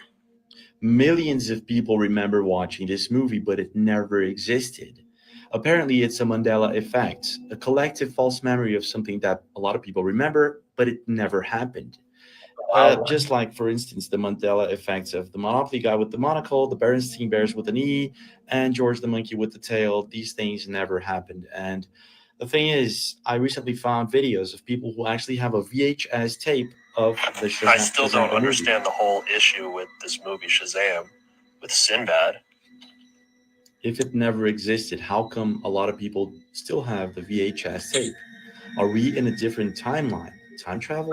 Parallel universe? What's going on? Like, what do you think about that? There's multiple people with this thing. Is that fake? Wild. I don't know. I mean, probably it doesn't look fake. That looks like a fucking VHS if I've ever seen one. Yep, it definitely does. And I definitely remember this kid. I don't know if it's real or not, but I was a baby. I've never seen this movie, obviously, so I have no idea. But did you ever watch Star Wars? Star Wars? Yeah. No, yeah, the one they were talking about, where like Luke, I am your father. That one threw me too. When That's I went crazy. down this, like that was wild. Everybody knows that line. Yeah. Interesting. All right, let's see what they say. Yeah, it never existed. That's a lot, bro. That's a lot of work to go Strange, through. Isn't it? To have the actual video thing? To actually have the videotape is wild. I really like. I almost want to. I very much want to see all of my clothing, but it's all new clothing is the issue. So like, I don't think it's gonna work. Lost Islands. There's no way that's true. What do you mean? It's a diary of a young girl? No shot. The whole thing was Diary of Anne Frank. Yeah, this is getting weird, bro. The Diary of a Young Girl. Apparently, it's not the Diary of Anne Frank. It's the Diary of a Young Girl. Commonly it's called Anne Frank, the Diary of a Young Girl, apparently. Interesting. Well, here's the thing with that one. That wasn't like a published book. That was just literally like a girl's diary. So like that one's not as convincing to me because that's just like a diary of a girl during the Holocaust and World War II. Like she didn't publish that. Like that's just like whatever they published it as. Yo, Lost Island's coming prepared, man. Sebastian, what kind of animal was Sebastian from The Little Mermaid? He was a crab. I always knew him as a crab. Or a lobster? I never thought he was a lobster. I remember him being a lobster. But maybe I just didn't understand the difference between crustaceans at that point in my life. He's red and looks like a lobster, but he's a crab. But he definitely looks more like a crab. That one doesn't throw me as much. I remember it being a crab. Okay, let's see what this guy said. But it gets even stranger. I found an original scene from the Shazam movie. In it, several Mandela effects. What are you doing? Dad could have thrown out all of Mom's stuff. He just could have. James, there's got to be something he forgot here. Something real we can remember her by. George, the monkey with the tail. What? Hey, we have our memories. They're real. No one can take that from us. Yeah, clean this up. Can you imagine if Dad saw this mess? Really hooked on them. Bless you.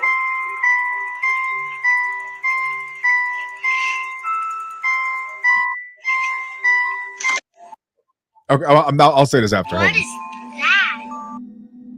Berenstein Bears with an E. What? Nelson Mandela died at 68. What?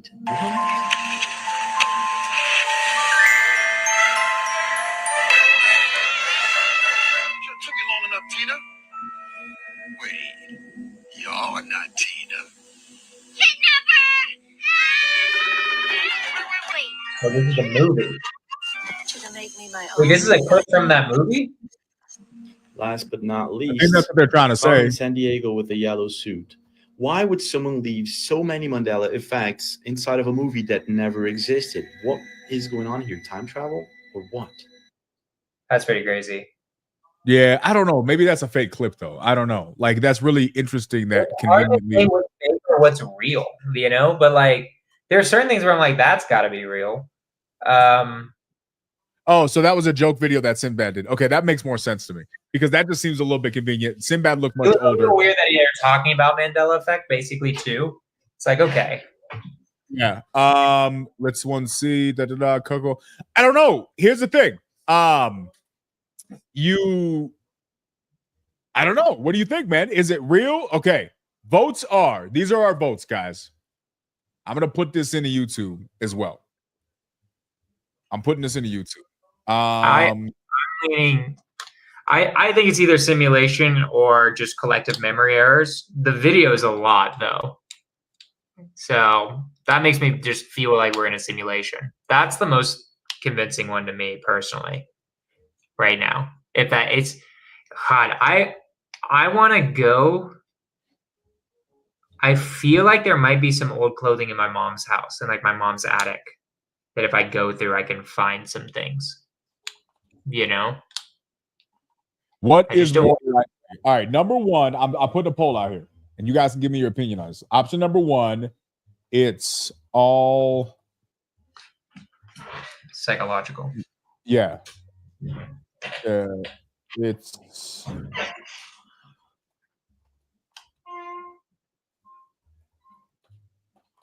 psychological. People remember wrong. Okay. Option number two. Actually, I can't put that many. Okay. How about people remember wrong? Okay. 1, people remember wrong. Number 2, we live in a simulation. Add option. Sir messed things up. Some other time travel glitch. All right. What are you thinking, bro? I put the poll on YouTube. Mandela Effect. What do you think is most likely? Mandela Effect is silly, and it's just people remember wrong. There ain't no Mandela Effect. Everybody memory just stupid. Number 2, we live in a simulation. 3, CERN messed it up. 4, some other time travel issue created alternate timelines, and that caused a different issue as well. Which I don't know that solves as much. The issue with the alternate timeline one is I feel like it would create a lot more fucking issues than that. You know? I feel like there'd be a lot of be on multiple. We would just be stuck on one, and you'd have to be able to go between timelines in order to see that difference. So why would we be able to see multiple timelines unless they're all meshing together? Like how did some of us get meshed certain ones to get that one seems like not plausible to me, because otherwise we would all just be like remembering it's like, no, Hitler was from Argentina. Like it would be like crazy shit differences. Like we're like, what are you talking like insane ones? Okay, so what do you think? Rank them in order. CERN, simulation, bad memory. Well, CERN feels like a derivative off of the timeline, or I guess that is the timeline one. So I think that's the CERN, they're saying CERN is that we all were here, and these didn't start until 2014. And since most of us were alive, he had one before 2014. What happened? He said there was one before this year. He had the Febreze thing changed for him in 2011, he says. Interesting. Okay, so I don't think the CERN one is real. I think that one's like definitely not it. Okay. I would say I'm still like 50-50 on simulation versus just psychological. Yeah. Right? Because there's definitely psychological things with remembering. Like I've definitely had it where like a friend of mine tells a story of something where I was at it and just adds details that I'm like, that just never happened. I'm 95% sure that didn't happen. Right? It was like from like a really long time ago. You know?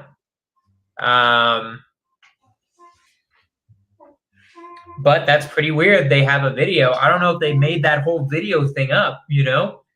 Like if I had that VHS in my hand, I feel a lot more simulation vibes. So I don't know. Okay. So you really, really are leaning towards this possibility. Okay, so what's your likelihood that we live in a simulation? Honest opinion. Now remember, you're Jewish. So it's Jehovah's it's 100% if we can create an experience that's indistinguishable from reality. We haven't quite gone there yet. But if we actually get there, we are 100% are in a simulation. There's no doubt in my mind. It's looking likely that we will be able to do that. If there is some reason we are not able to do that, then I think we don't live in a simulation. But I don't see technologically why in the next 100 years we could not create an experience that's indistinguishable from reality based on just our trajectory already. We go from Pong in the 80s to 40 years later, we can play video game. We can literally, I can literally put on a VR headset and have a pretty realistic experience killing zombies, right? We're going to go way off the deep end here, but let me ask you this. Same scientists say we used to have the technology to go to the moon, but the reason we haven't gone back is because we don't have the technology anymore. Combine that with the point you just made. Does that ring fishy to you? How do you combine that with the point that I just made? The point that you just made demonstrates the overwhelmingly extreme and huge advancement of technology that's happened in the last 30 to 50, 100 years, right? And in that same time period, supposedly when it comes to space travel, according to NASA, we've lost that technology and regressed. So here's the thing with space travel, because it's like we think because we're so constantly advancing in technology that it's not that like it's inconceivable to forget in the human consciousness how to do something. But this has happened a lot in history, right? We have no idea how the pyramids were made, right? Without modern technology. We have no clue. What do you mean? You don't know because you still believe we came from monkeys. I know. Aliens? You oh, I thought you were gonna go with the History Channel. You seen that History Channel documentary with the crazy hair guy? That's what I thought you were referring to. Okay, well, with that being said, the official story is we have no idea how those were built without modern technology. Same with a lot of buildings. The Pantheon in Rome, where like this doesn't make sense architecturally, how you were able to build. Shut up, dude. Okay, like, but I know, bro. Like let me know if I know. It's like this guy can't even fucking figure out his camera, and he can figure out how the pyramids were built. Get the fuck out of here, bro. Strengths and weaknesses, bro. Strengths and weaknesses. Hey, Cap, if you're in the chat, this is your time to shine, bro. This is where you call him Caparino. The only thing Cap knows how to do is copy and paste articles he's read, and there is no article about my ability to use my camera. Like, okay, bro. Like, I swear to God, if you just say every last technology you know how to do, I'm gonna lose it. But like, for instance, Roman concrete too. If you say like I know, I'm gonna murder you right now. But Roman concrete, we just found out like a year ago how to create that, right? There's like some element I'm forgetting. Like I watched a whole YouTube video on it, but like Roman concrete is really interesting because it repairs itself, right? That's why we have Roman concrete to this day. You think about it, think about our roads now. Like without repair, those things would just be destroyed in 100 years. Roman roads are still to this day, right? And it took us a long time to rediscover how to make that. Damascus steel, that's another one where like we don't know how to create that one. So my point being is humans can lose technology. I chose ancient examples, but if there's not an impetus to keep the technology, it is very easy to lose it. Like if there's no reason to go to space, like there was in the 60s, it is very possible to lose that technology and have to get it back, right? Because the people who were able to do this don't preserve it. Okay, right? Hold on. I have two questions for you. Two very good, because you make a point, right? I can't say that there's necessarily your point's wrong, but I do have two questions for you. You know exactly how all of them work. Yeah, no, I do, but that's a different point. I'm not gonna go there because I don't want you to rage. We gotta keep Malcolm unhappy. So here's my first question. That is an answer. Do you think it's realistic that that's the only acceptable answer, or are there potentially more answers that maybe you just haven't been presented? There's obviously possible answers. That one seems the most plausible to me because I know of examples of where humans have lost technology before. Okay, right. So then let's follow that line of reasoning then. I bet. Now, obviously, to your point, we only went to the moon 60 years ago. That wasn't that fucking long ago. Those people are still alive, bro. Yeah. So what do you mean lost? The moon, yeah, are still alive, right? That's my point, right? Like if you're telling me about something about Rome, yeah, well, those dudes probably ain't still here. Okay, that makes sense. There's a lot of time to lose that. Your boy's still alive. You want to tell me he don't remember what he did? At least to a certain degree. Right. Like you gonna tell me that magically, but do you realize that the official narrative is that they purposely destroyed all of the evidence, all of the technology, all of the science, all of the information? That's the official story? That's the official story. Why did they say they did that? Thank you. Wait, they just said they did that, but they didn't give a reason why they did that? Yeah, I don't know what the reason is. They may have, but I just don't know what the reason is. I do know that If the official story is that they destroyed it, they must have a reason why they destroyed it. So that they can tell us later that they don't know how to do it, which is why we've never been back. But then you got to answer for why does Buzz Aldrin repeatedly have this pesky habit of saying that we never went to the moon? Because he was supposed to be on that thing. I don't know. It's a whole podcast. We should do it. We should do a show on it. But when it comes to the Mandela effect, here's kind of my point, right? Like, so we talk about technology, the advancement of technology. Just so we're clear, hold on. It was tied. CERN just took the lead. It was 33-33. So right now it's CERN's number 1, simulations number 2, and the other 2, memory and time travel glitches, are tied for number 4. So very interesting. CERN, and a lot of people believe in simulation. That's really, really crazy. Okay, so let's go down that route. With the advancement of technology, that makes us think that we could live in a simulation. I guess that's kind of where you're going with that. If we can demonstrate that, then it's proof, in your opinion, that somebody else has done that in the past and we're just living that out. Wait, you mean like why I believe in the simulation? Like as in like if we're able to, or how the Nelson Mandela effect affects it? Cap, we just came for you for the last 45 minutes, bro. We're just talking so much trash. Miss you. Where do you work? How old are you, Cap? Tell us about yourself. Kiana wants to know. I need to know. I need to know more about Cap. I need to understand Cap as a person. Luke, John, that's what I'm saying, bro. Like, how does all of existence remember that line?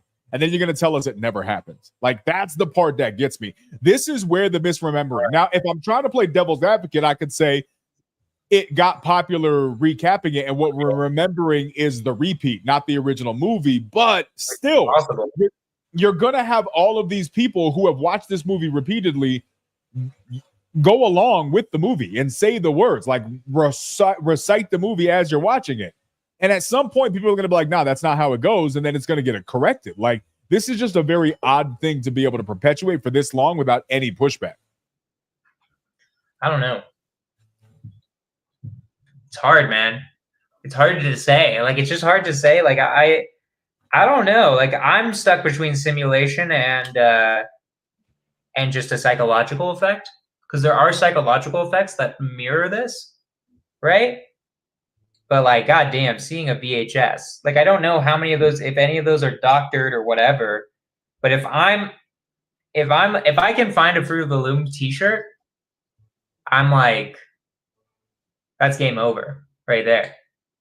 You know? Okay, what does that mean? You find a shirt like this lady did. What does that mean for you? What do you think that says? That means I think we live in a simulation. For me, that would be like, okay, we live in a simulation, 100% in my head. So you automatically go simulation?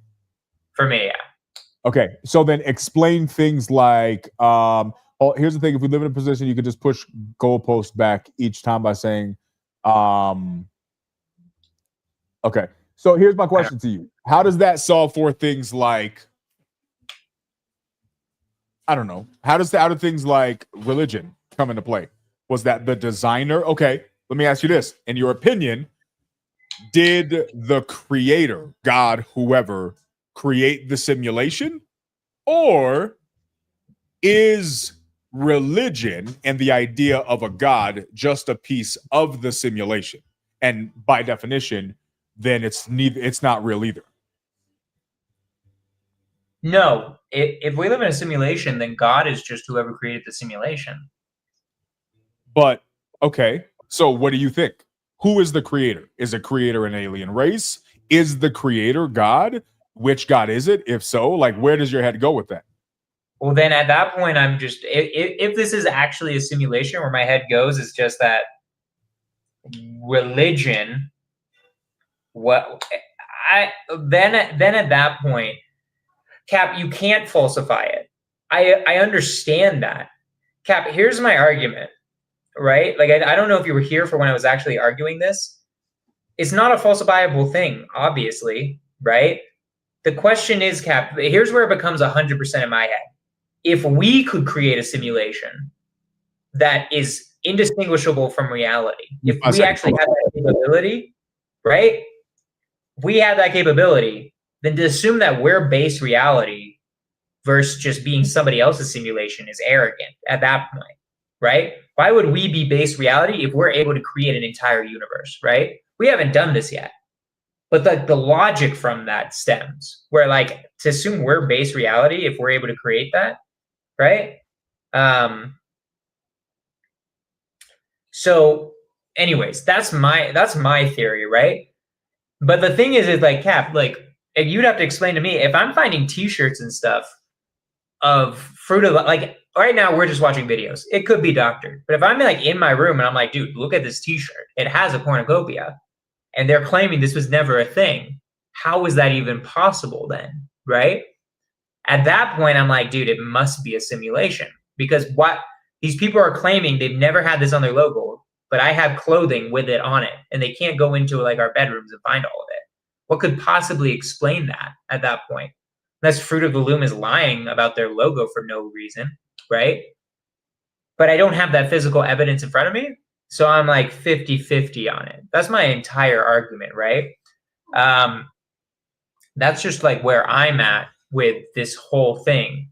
No, of course it's of course it's ultimately pointless.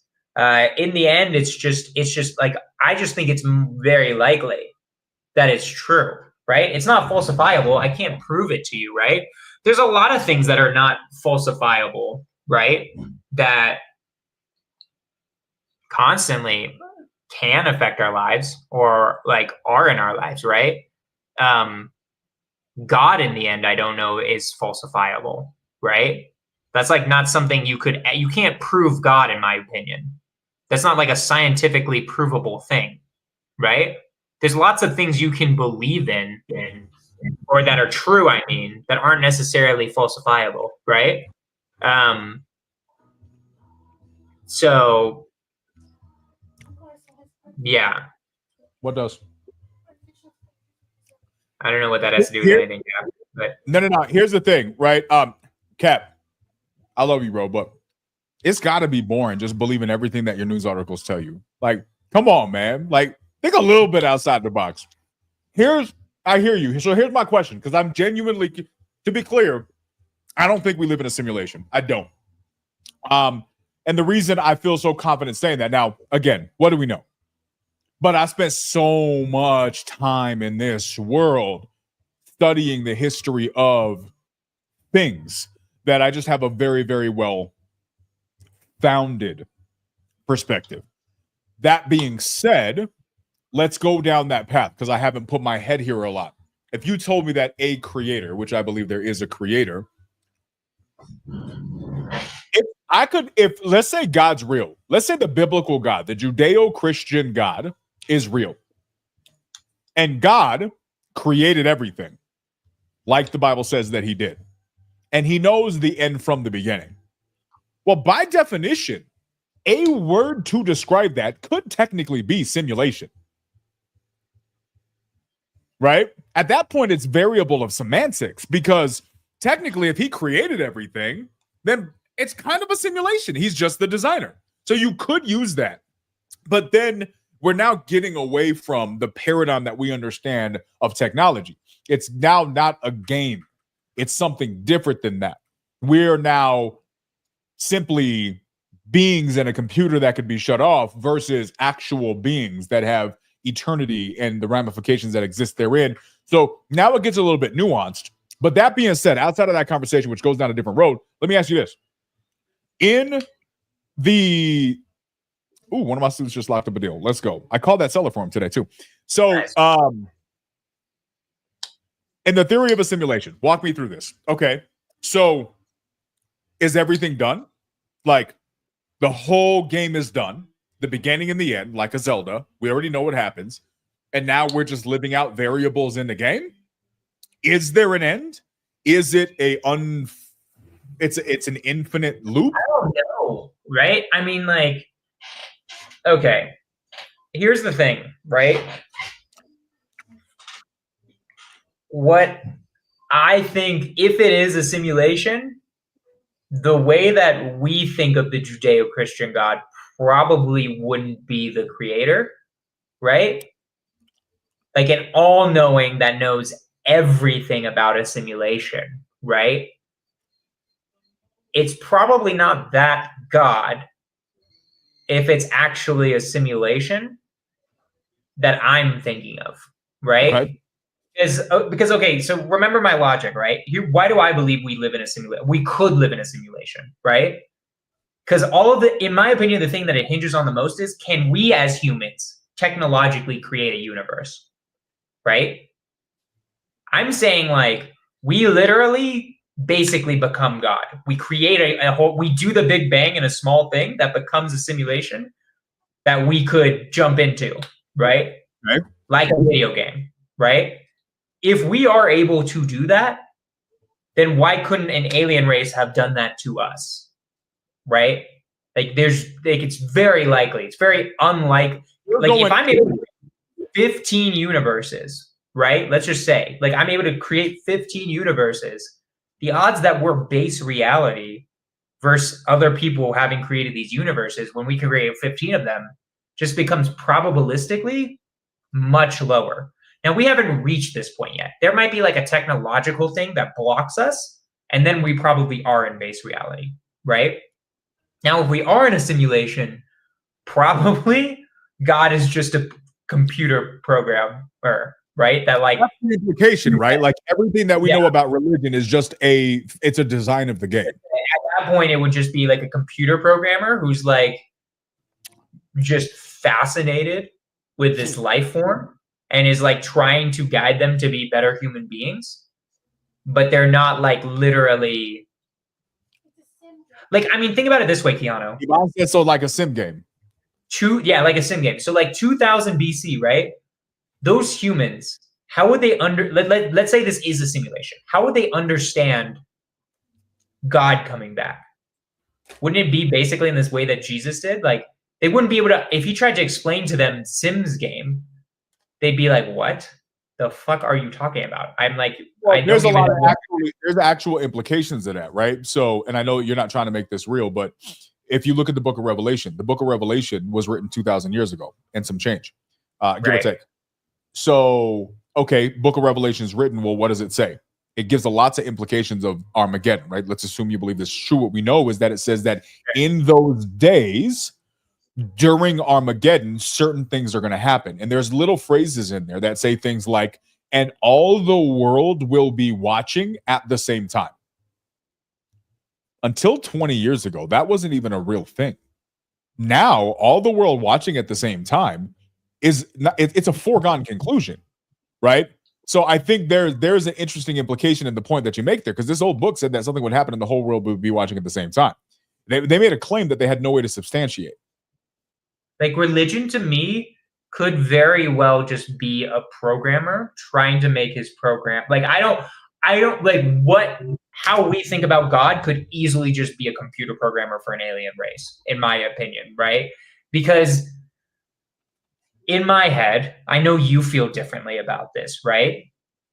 There are inconsistencies in religion that don't really make much sense a lot of the times, in my personal opinion, right? You will have answers to them, right? Like, I'm not gonna, like, we don't have to get into a whole religion debate about it, but and maybe it's mistranslations or something like that, but I think it's kind of weird how God commands Israel to literally just murder an entire people, right? Like, that seems immoral on the outside, right? And then in the next chapter, Jesus says, turn the other cheek, right? Not the next chapter, but like, a couple books down, right? Those seem like two different gods, almost, to be honest, right? Now, there are many ways you can interpret this, right? There's the religious way where, the Israelites were supposed to, it was just a one-time thing for those people, and it's just because they were sinning so much, right? Or whatever, right?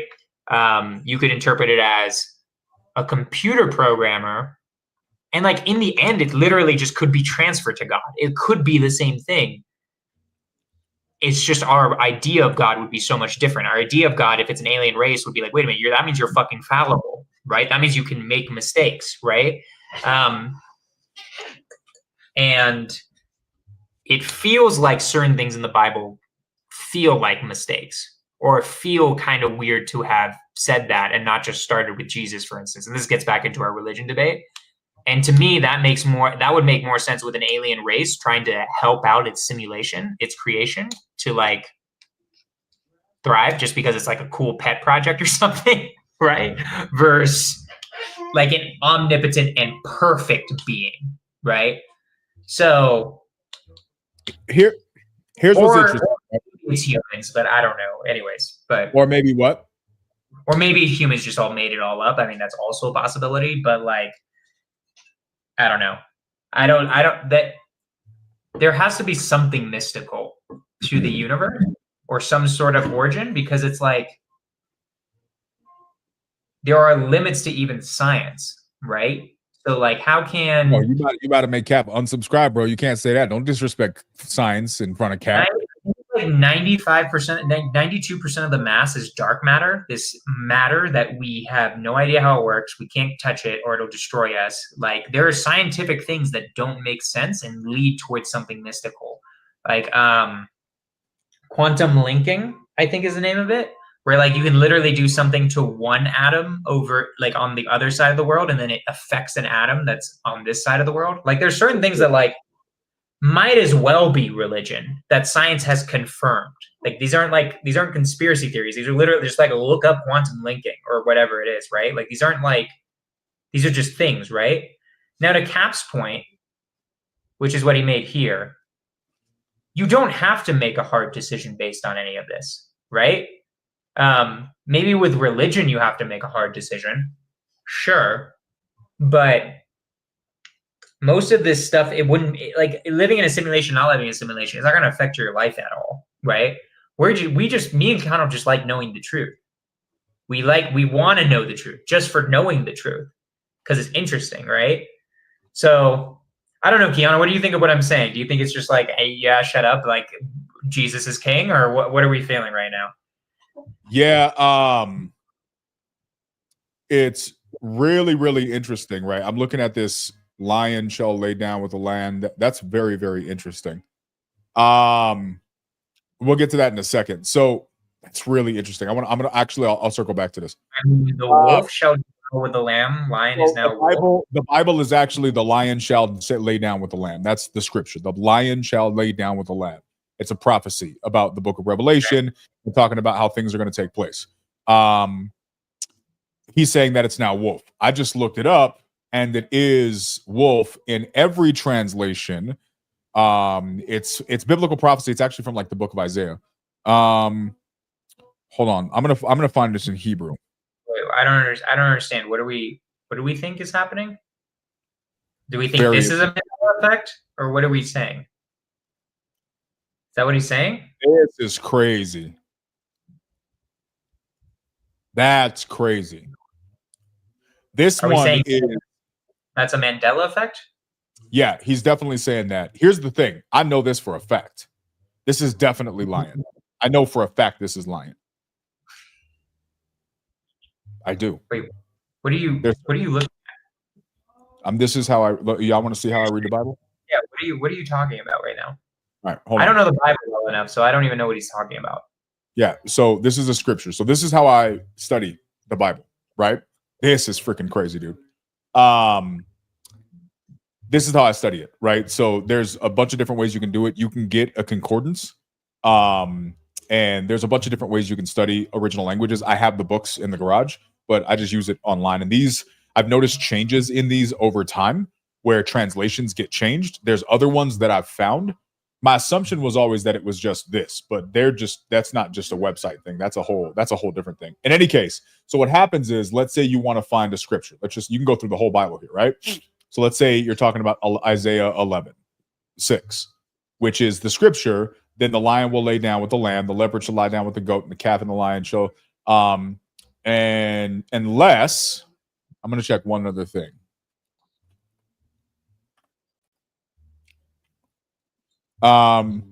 Unless there's a second version, like verse in this where someone else. In any case, so what happens is I come here and a website like this shows me every single translation: New International Version, New Living, English Standard, Brand, all of this, right? Well, the cool thing is if I don't want to read this like this, and this is when you really start studying scripture, this really kind of gets into really a good way to understand the original foundations of the understanding of the words, because you can go into the original language. So look, what are we confused about, or like what do we think is happening? So are we saying it was a different quote than we all remember? Yes, no. The word was lion. Like the word has lion? always been lion. The lion will lay down with the lamb. And actually it says lay down with. Let me go to the King James. It wasn't even dwell. It was lay down, actually. We're sure that's like a different verse? I'm going to look and see if there's a different verse. Wait. Go to the lower left. Go down. Go down. See the root of G. Wait, stop. Go back up. You saw that paragraph? No, there was like a paragraph. Sorry. A little bit higher. It said something about a lion. Lion will eat straw with an ox, like an ox. The leopard will lie down. Yeah, so that's just farther down. That's the root of Jesse, and it's going down into verse 7, I guess. That's really the leopard will lie down with the goat, the calf and young lion failing will be together. Interesting. Okay. So that should I don't know be the right Bible well enough, to be honest. A wolf lying with a lamb makes sense. Like wolves eat lambs. That's like the classic thing. But I don't know. If you go down here, you can go to the original language of any verse, and then you can go into the Strong's Concordance, and you can actually find the original word, right? This is the cool thing. This is how I have always studied scripture for 20 years, right? So anytime I'm reading something, I'm not just reading it and telling you what I think. I'll come in here and I'll go down to like the Hebrew version of it, and I'll be like, okay, and shall dwell. Well, the root Strong's Concordance word is gur, right? And then it explains to you the definition of this. And when you do this, when it comes to certain verses, it starts to really, really change the fundamental understanding of what was understood with that. Because when you start understanding scripture and studying it, you have to realize that you have to read it in the context of the time when it was written, because it wasn't written in 2024. It was written thousands of years ago. And so if you don't understand the cultural or timeline context, anyways, that's a very interesting one. I got off track because he threw me off with that one. Here's my question. So in response to what you said, I think it's interesting, right? Like, I think it's really, really interesting, the perspective that you put out there. But then it just raises more questions, because for me, now I need to solve for all of this stuff. So the first question is, okay, let's say we're in a simulation.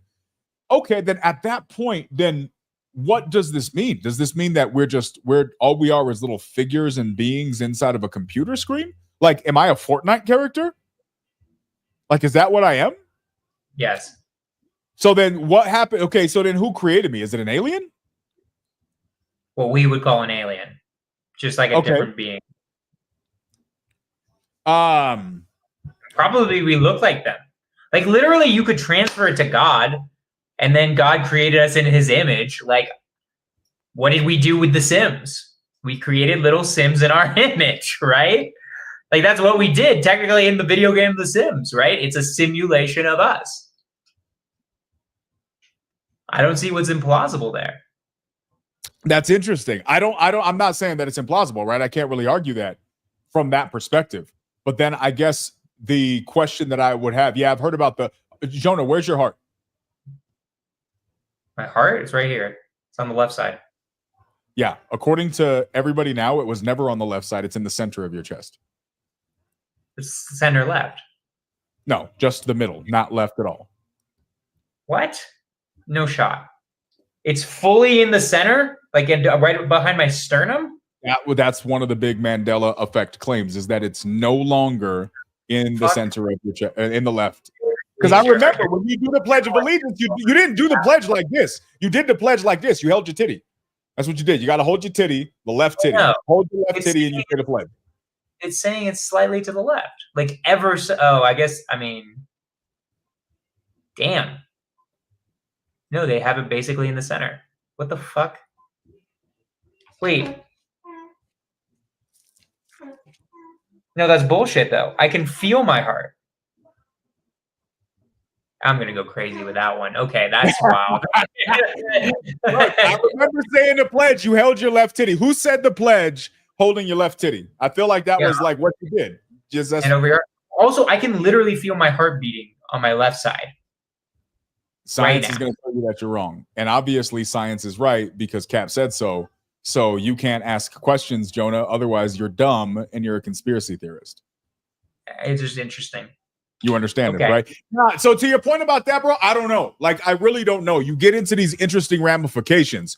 When I went through this journey that I went through, understanding faith, I went down a deep rabbit hole with this, right? I spent years and years and years and years and years putting patterns together, listening to all of these ancient things, going over the topics, going through the different languages, finding different translations, corroborating it with different oral traditions and beliefs that existed continents away from the one that it was originally created in.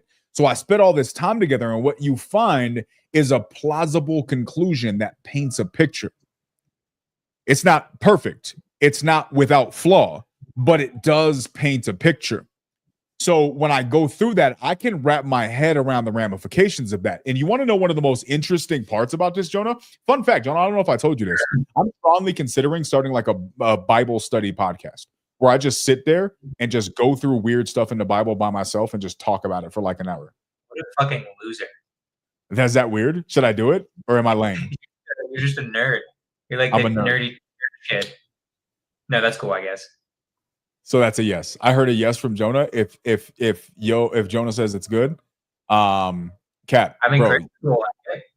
Cap, what would you do if you didn't have someone else to tell you what to think, bro? That would be where I get stuck. What are we talking would about? you believe? What you're doing is trying to post-hoc explain what's going on. You're starting with your conclusion. Anytime someone disagrees with the mainstream narrative, Cap has a mental breakdown. Well, So wait, here's my Cap. point. Wait, one thing I want to say to Cap. Right now, my claim is unfalsifiable. It could be made falsifiable, though, the simulation one.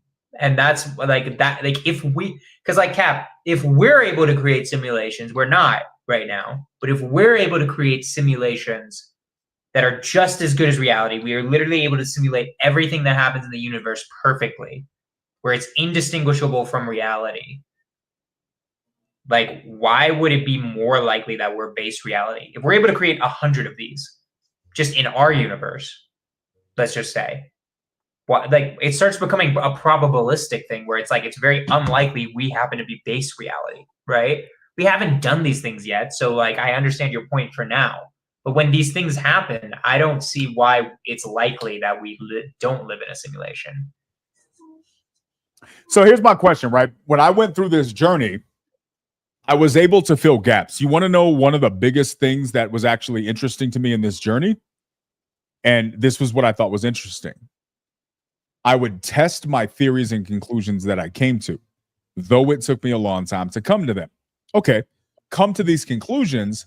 And one of the things you can do to test is you can just throw random tests at it to see if it can solve for it. I have yet to find anything that exists in our world that we know to be true that cannot be solved for biblically. That's a lofty claim. That's a very, very lofty claim.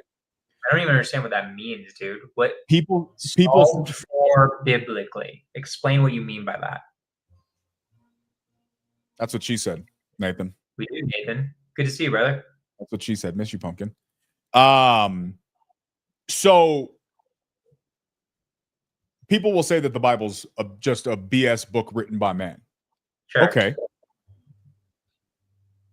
Then by definition, there's a lot of things that exist in the Bible that are cool, but independent of real life.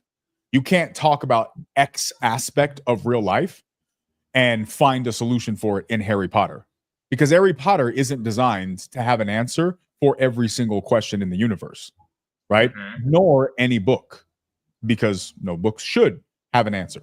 However, the Bible is a book that you can do that.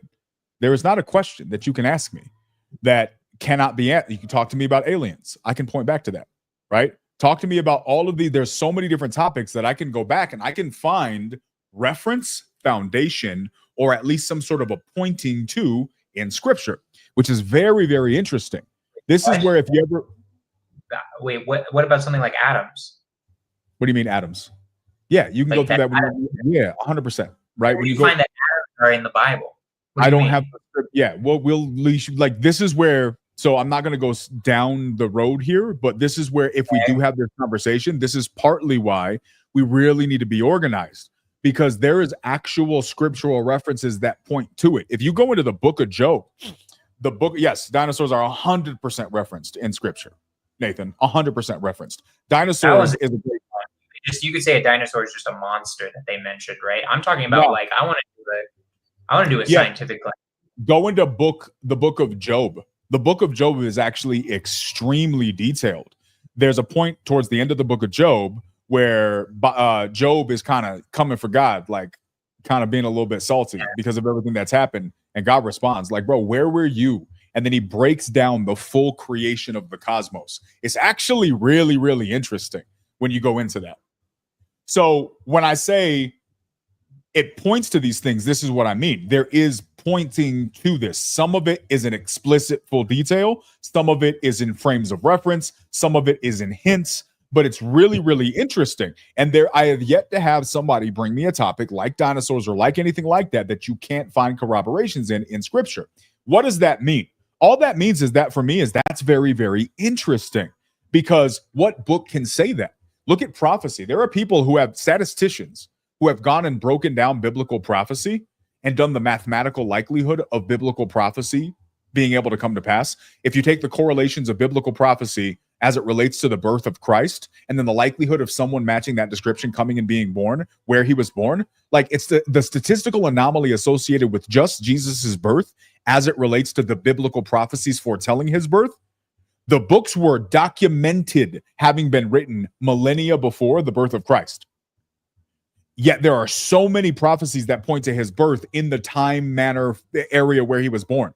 So prophecy, the hard thing with that is that if I know the prophecy, that means I can go fulfill it, or I could try to fulfill it. The issue with that is everybody that was a leader at the time denied his claim that he was the fulfillment of the prophecy, right? Which makes it the fact that there may have been this conspiracy to say that he was the fulfillment of prophecy in advance. Well, who was it? It was nobody, because everybody in a position of power at the time hated him so much and didn't want him to be the fulfillment of the prophecy that they killed him in order for him to not be that, right? So by definition, they would have had to, after the fact, take a character and then pretend to tie all of these correlations. Nobody did this in advance. There is no evidence of this happening in advance. And in order for you to take and say, I'm going to take all these stories and I'm going to create something that fills that, you have to do it in advance. And there's no example of that. All of the examples are afterwards. Why couldn't you just,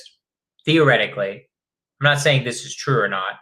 Yeah. Theoretically, why couldn't somebody just lie about what, like, why couldn't somebody just see like, oh, Jesus was born in Bethlehem, but he just wasn't, for instance? You could, but then you have to go back to the whole arguments which you've gone down about supporting his existence. Yeah, I get it. I'm just saying, like, that's not the only possibility. Like, people also lie. That is a possibility, and we could talk about that, right? About like, okay, how do you verify anything historically? Because that was the most interesting argument to me. But Nathan's kind of saying the same thing, right? And he presents a solid argument. And this is where we won't go down this road. When you look into the statisticians that have actually done this, it's very, very interesting. Let's forget Christ for a second as a decent example for this. Look at the nation of Israel. Look at all the prophecies surrounding the nations of Israel that has come to pass. All of them. And the fact that Israel, as small as it is today, still being the center of attention on the planet as it was promised it would be 6,000 years ago, 4,000 years ago, 3,000 years ago, the mathematical likelihood of some random nation in the middle of nowhere meeting that requirement, all of its people being scattered away, then coming back multiple times, bro, like just that in and of itself. If you just point, and so these statisticians have gone through multiple examples, and they point through the number of times that something was declared to be true about a thing, and that was irrefutably also proven to be true. like the nation of Israel, right? Which we all know is true, not a fairy tale. It's a place, right? All of these things, like when you start doing the math on that, it's like, it's very, very interesting. So here's my point. Here's my point as it relates to the simulations. When I go through this 2-decade long journey of really heavily vetting this stuff and really heavily doing my homework and poking holes in it and seeing if it can get filled back up and testing it against ideas like dinosaurs and atoms and statistics and science and medicine and all of these different things, you start to really, it starts to re-solidify itself. The answer is actually in the question. And all of a sudden it starts to come together in an extremely, almost magically poetic way. So that I can get my head around because I've poked the holes in it and I haven't found another belief system that can do that, right? And I've gone through this. That being said, so if I'm going to accept, at least for Daniel's brain, the idea of a simulation, it's got to fit all of that. And I just don't see where it fits all that. And then furthermore, okay, so if everything in a simulation fit all that, because show me where one example that we know, other than the fact that if we can do it, it's plausible that someone else did it before us. That's an argument, and it's not a bad argument. But where's the evidence that points to that actually being the case? I'll throw you a bone. Mandela Effect is one great example. I think if we're trying to say what's evidence, now this is going back to our conversation of how do I come to conclusions? This is a great example of that, right? This is a perfect example of that. So when I'm looking for this thing, I'm not shitting on simulations. I'm not. I'm saying, okay, well, what arguments could I give it? Mandela Effect is a great argument for that. Like if I'm trying to give it some juice to see if it has legs, I'm giving it Mandela Effect. That's a great example of a glitch in a matrix system. I'm giving it, look at how fast technology has grown. Okay, but if I'm going to be giving it wins, I got to also poke holes. Okay, well then give me some sort of an example of where this came from and a template that tells us who we are in this. An example that tells us, are we Fortnite characters or are we parts of a bigger picture? Are our stories, who are they created by? Is it RNG? Is it random number generation? Or is there some sort of a sequence to it? Well, if there's a sequence to it, then explain to me where the foundation of the sequence is. What's the source code? Help me understand this information, right? Then you get into generational things, epidemiology. Those things we can experience in our wait. Let me answer your question. So, like, let's just take The Sims for a second, right? Okay. Obviously, Sims is not even fully close to as detailed or as many options as like real reality or what we think is real reality, right? If I understood your point correctly, in The Sims, let's just take a Sims where it is indistinguishable from our reality, right? Like the technology is indistinguishable. You and I put on a VR headset, we go into a world that looks exactly, operates exactly the same way, everything, right? Yeah. Has like a history, let's just say, right? Why couldn't we go into a reality where there have been NPCs? Let's just say we're all NPCs. Where there are NPCs. I'm not an NPC. Just shut up. There are NPCs in reality that just believe, like have a religious book, right? That have everything, has these prophecies, all of that stuff in it, right? And then in the program, there's the code has it where, okay, time hits 2000 AD, X happens, right? Do you get what I'm saying? Like you can make a video game do whatever you want it to do, right? So in the same way that like these things you are seeing as prophecy could, and then now we're just getting to the point where it's like, is God, like this is just getting into our concept of what God is at this point. Because God just said that, like, I'm just saying that it's an alien race. You're saying God is how we think of God. They could literally be just the same thing. The question is, the thing that it dives against of what Christianity says is that God is perfect, right? Because obviously the implication of what I'm saying is that they're just a species that is also fallible as well, right? My point is, you could make The Sims have biblical prophecy in it. You could make The Sims have any of this stuff happen. But then you have to correlate the prophecy and have that come to pass. And then you have to be able to say how much of this is going to be overt versus covert versus hidden versus stolen. Like there's all these side quests. But like you could program anything into a video game. You could. So here's my question. Are you being played? Am I being played? Yeah. What I don't know what you mean by that. No, so I don't think there's someone playing out like a sim character. Someone owns that sim character. No, I think if there is a simulation, right? Then it gets into a whole nother thing of why did they create the simulation? What was the point of the simulation, right? Right? That becomes like hold on, I gotta stop my camera. That becomes a really interesting thing because that opens a whole new rabbit hole. Why did we create the simulation? What maybe we were created by an alien race to test out, okay, let's give these humans nukes. We're going to give them exactly our personalities. Let's see what they do. They end up killing themselves. Let's play out the simulation and see what's happening. Like, how do we use simulations, right? We use simulations generally to test out theoretical possibilities, right? One simulation, you can simulate the likelihood of a gene passing on, right? Via computer simulations. And you're trying to figure out something. That, in my opinion, and this is flawed reasoning as to why, because maybe the aliens don't have our reasoning. But in my head, it's like, okay, is it a video game? I don't think so. I think we would see evidence of someone like fucking shit up crazily if it was a video game, right? Is it a simulation where they're trying to change a variable and figure it out for their own world? That seems more likely to me. Like maybe they added something to our world and then created a simulation for that. Or maybe they just wanted to see what the fuck would happen, right? If we had the ability to create a universe, we just do it just because like, what the hell is going to happen, you know? So why the universe was created and what's your purpose? I don't know. In the end, that's a whole nother thing. But here's what I'll say, whether you're in a simulation or not, and this is going to get into a whole different conversation, right? Because I know you find or you believe our purpose was created by God, right? Because you're Christian, like that's kind of how it works. I kind of already have the belief that we kind of we create our purpose. Like we in our own life create what we're supposed to be doing with our lives, right? I think that's a human creation in the end. But that's my question. Are you in a simulation? How do you have free will?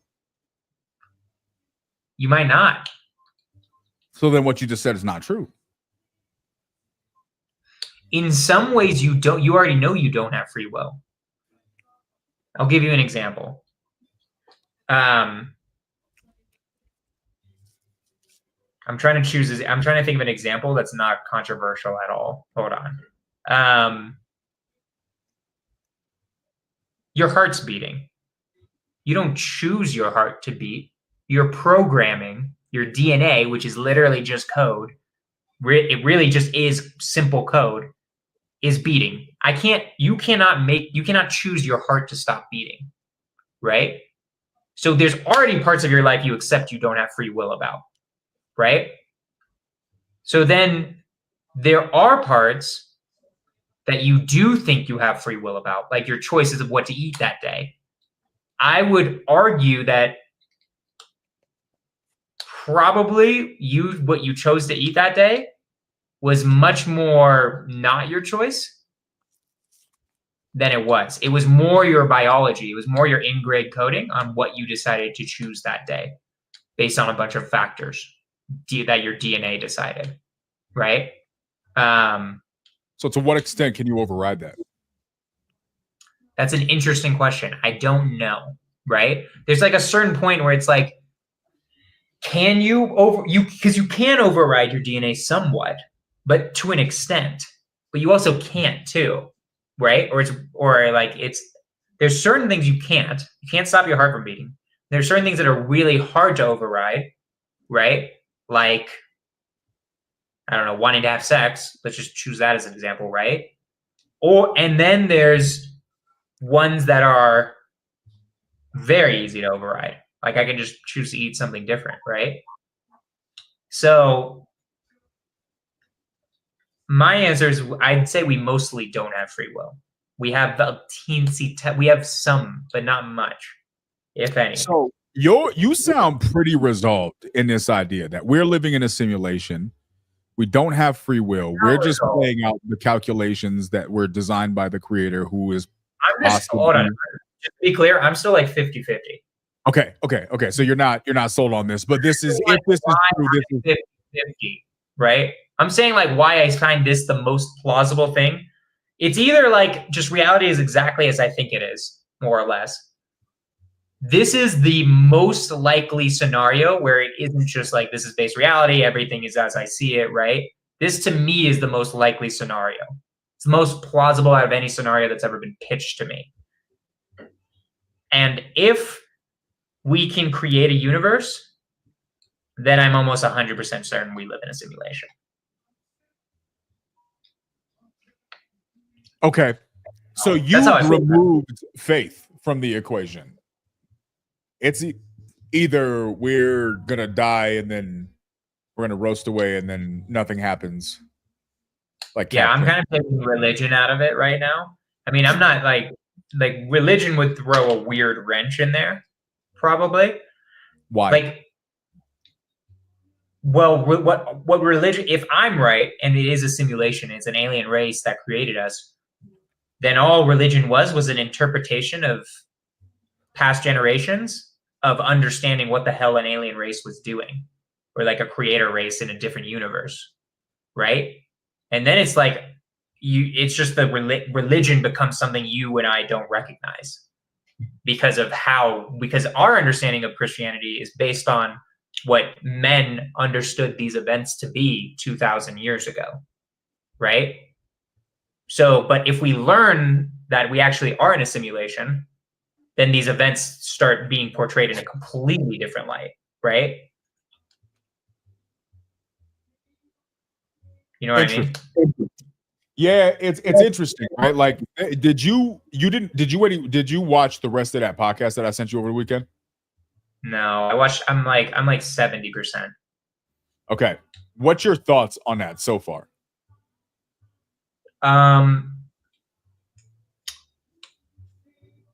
It's very Christian based.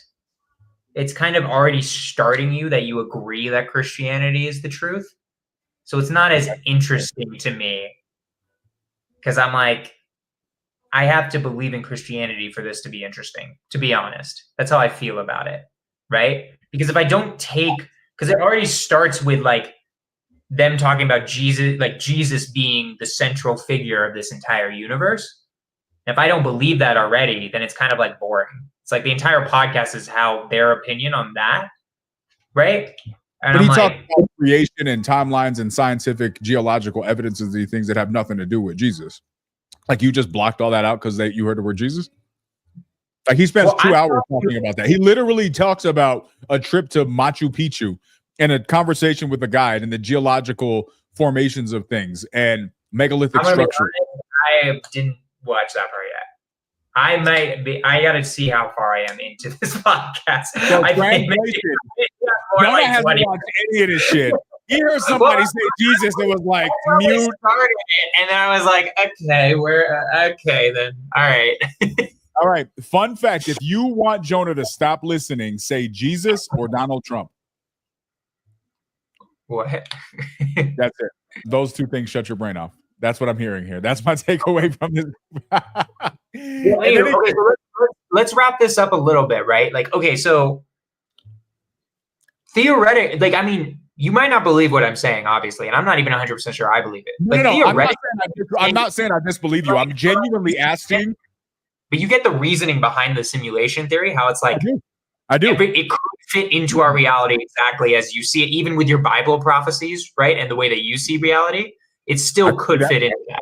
Yep. I see all of that. I want to paint that picture. I wanted you to see like it's possible. Yeah, here's what's interesting, right? Like I listen to this and I'm not saying anything negative against your thing. I don't necessarily think I get there. I can't get there. Mainly, it's honestly, it's quite possibly because of how much time I've spent researching all these other things. And here's what I know: when you spend as much time understanding something, you realize how much goes into it. And when you realize how much goes into it, it makes it that much harder to duplicate or fabricate. Does that make sense? A little bit. Like, what do you mean? Explain more. If I didn't know anything about the difficult nuance of human anatomy, I knew nothing about it. I just knew nothing about it. But then I go in and see someone who creates a plastic robot who looks identical to a human. I could see how I could see that as a wow, they figured out how to duplicate humans, because on the surface, it hits all of the major points. Like, this is almost identical. Like, yeah, maybe the hair is a little off, and yeah, there's a couple things that maybe don't really add up, but this thing looks identical, right? On the surface level, if I don't know anything about human anatomy and I just see the surface level presentation of a figure that looks like a human, I could see how I could present an argument with, wow, they figured out how to create humans. But the second I know what goes on underneath the outside and I understand the difficult nuance, I realize you just came up with a shell. You came up with a theoretical exterior, but in order to fill in all of that difficult nuance, that's where the magic is, right? So when I talk about like the amount of time I've listened to and followed and read and studied things about history, I just have a different view about history and about all of the steps that it took for us to get to 2025, all of the things that had to happen for certain stories to still exist. And so when I look at that, that doesn't tell me your theory's dumb. What that tells me is that in order for you to be that detailed and that nuanced, you have to go really, really deep into the programming. And you had to, in your programming, to solve for just the things I understand, which is what compared to the things that 8 billion other people understand. Now, let's assume that 90% of those people don't put in-depth understanding into anything. Okay, let's assume 1% of the people actually put really, really in-depth time to understanding the nuance of pick a topic of mastery. Okay, well, that tells me if there's endless opportunities for mastery on endless topics when it comes to agriculture, when it comes to all of the things that we understand about the earth itself, the human anatomy that we understand to exist, music, the history of things, the correlations of prophecy, the different things of vocal ranges that we can have and how it impacts and how music affects emotions, all of these different things. When I start to think about that, the question that I have is, how much time and thought did the designer of this simulation put into making sure every single nuance was accounted for? And here's what I mean. If you've ever played a video game, you realize that you get to the point, if you're playing a video game and you see an NPC sitting there, you ever played a video game and you go in that building, you just can't go in, the door don't open? Why? Yes. Because they didn't code into that building. It was meant to be a surface level facade. There isn't endless open doors. You can't open every single door, because to open every single door means the designer had to plan for 100% of the variables and solve for them. Humanity's done that and continues to do that, which tells me that that designer either had to come up with a coding we can't fathom, which is possible, or they were so insightful that they planned for every single solitary door. All right, I'm going to answer this because I understand where I'm losing you, because I'm going to convert you to the simulation. You're going to convert me? I'm being converted, y'all. Get ready. Yeah. So imagine that we created the simulation and just created rules. So like, you set boundaries, you set rules, certain mathematical things that have to happen, right? Like the programmer's like, all I need to do is program the rules of the game, right? So, you can't go faster than the speed of light. Like just like that was where they had to go crazy, was with the rules, right? But then specific scenarios could be self-generated, right? Theoretically. So like if Game ain't out yet, Jess. Game ain't out yet, Jess. That's why the game ain't out, because they're trying to make all the doors work. All right, go ahead. No, but you could theoretically get to a point where, like, because it's hard to imagine, because I use a video game, but like video games we're not even close to this we're not there yet in this universe, like being able to create a universe. Because you're right, creating a universe is a lot more complicated than creating a simulation that we're close to creating a simulation that's indistinguishable from reality. But there's a lot more into creating a universe. What I don't think a programmer could think of every single possibility and program exactly what's going to happen for every single possibility. What it could do is set enough general rules where then the program figures out for the rest of it. So for instance, the closest thing I think I can get to is AI, right? ChatGPT. You write out a paragraph of what you want, and this is at a very basic level. And then it does its best to figure out what you want. But it knows how to create many different options just by you saying, like, if I take the same paragraph and put it into ChatGPT, and then you on your account puts it into ChatGPT, I don't think it'll spit out the exact same message, even if we copy and pasted the paragraphs, right? Because the program was written with enough intelligence to not just repeat the exact same thing. It actually rethought out what happened. Now imagine if not just humans had this ability, but everything in our universe had that possibility. Where like you open a door and then there's like a probabilistic chance of X happening.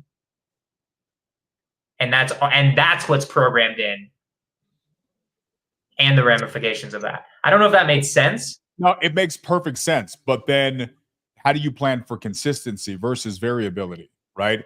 How do you not get countless stories of someone who just randomly opened up a door one day and it took them to China? Well, no, that's not like you have to do a probabilist, like the chances of that would be zero, right? Like it would create certain rules of what is possible, right? Just like a video game. It wouldn't be like something that's we would consider impossible, right? It would always be something that we consider possible because we've always lived in this universe, right? So our entire thinking is based on these probabilities already, right?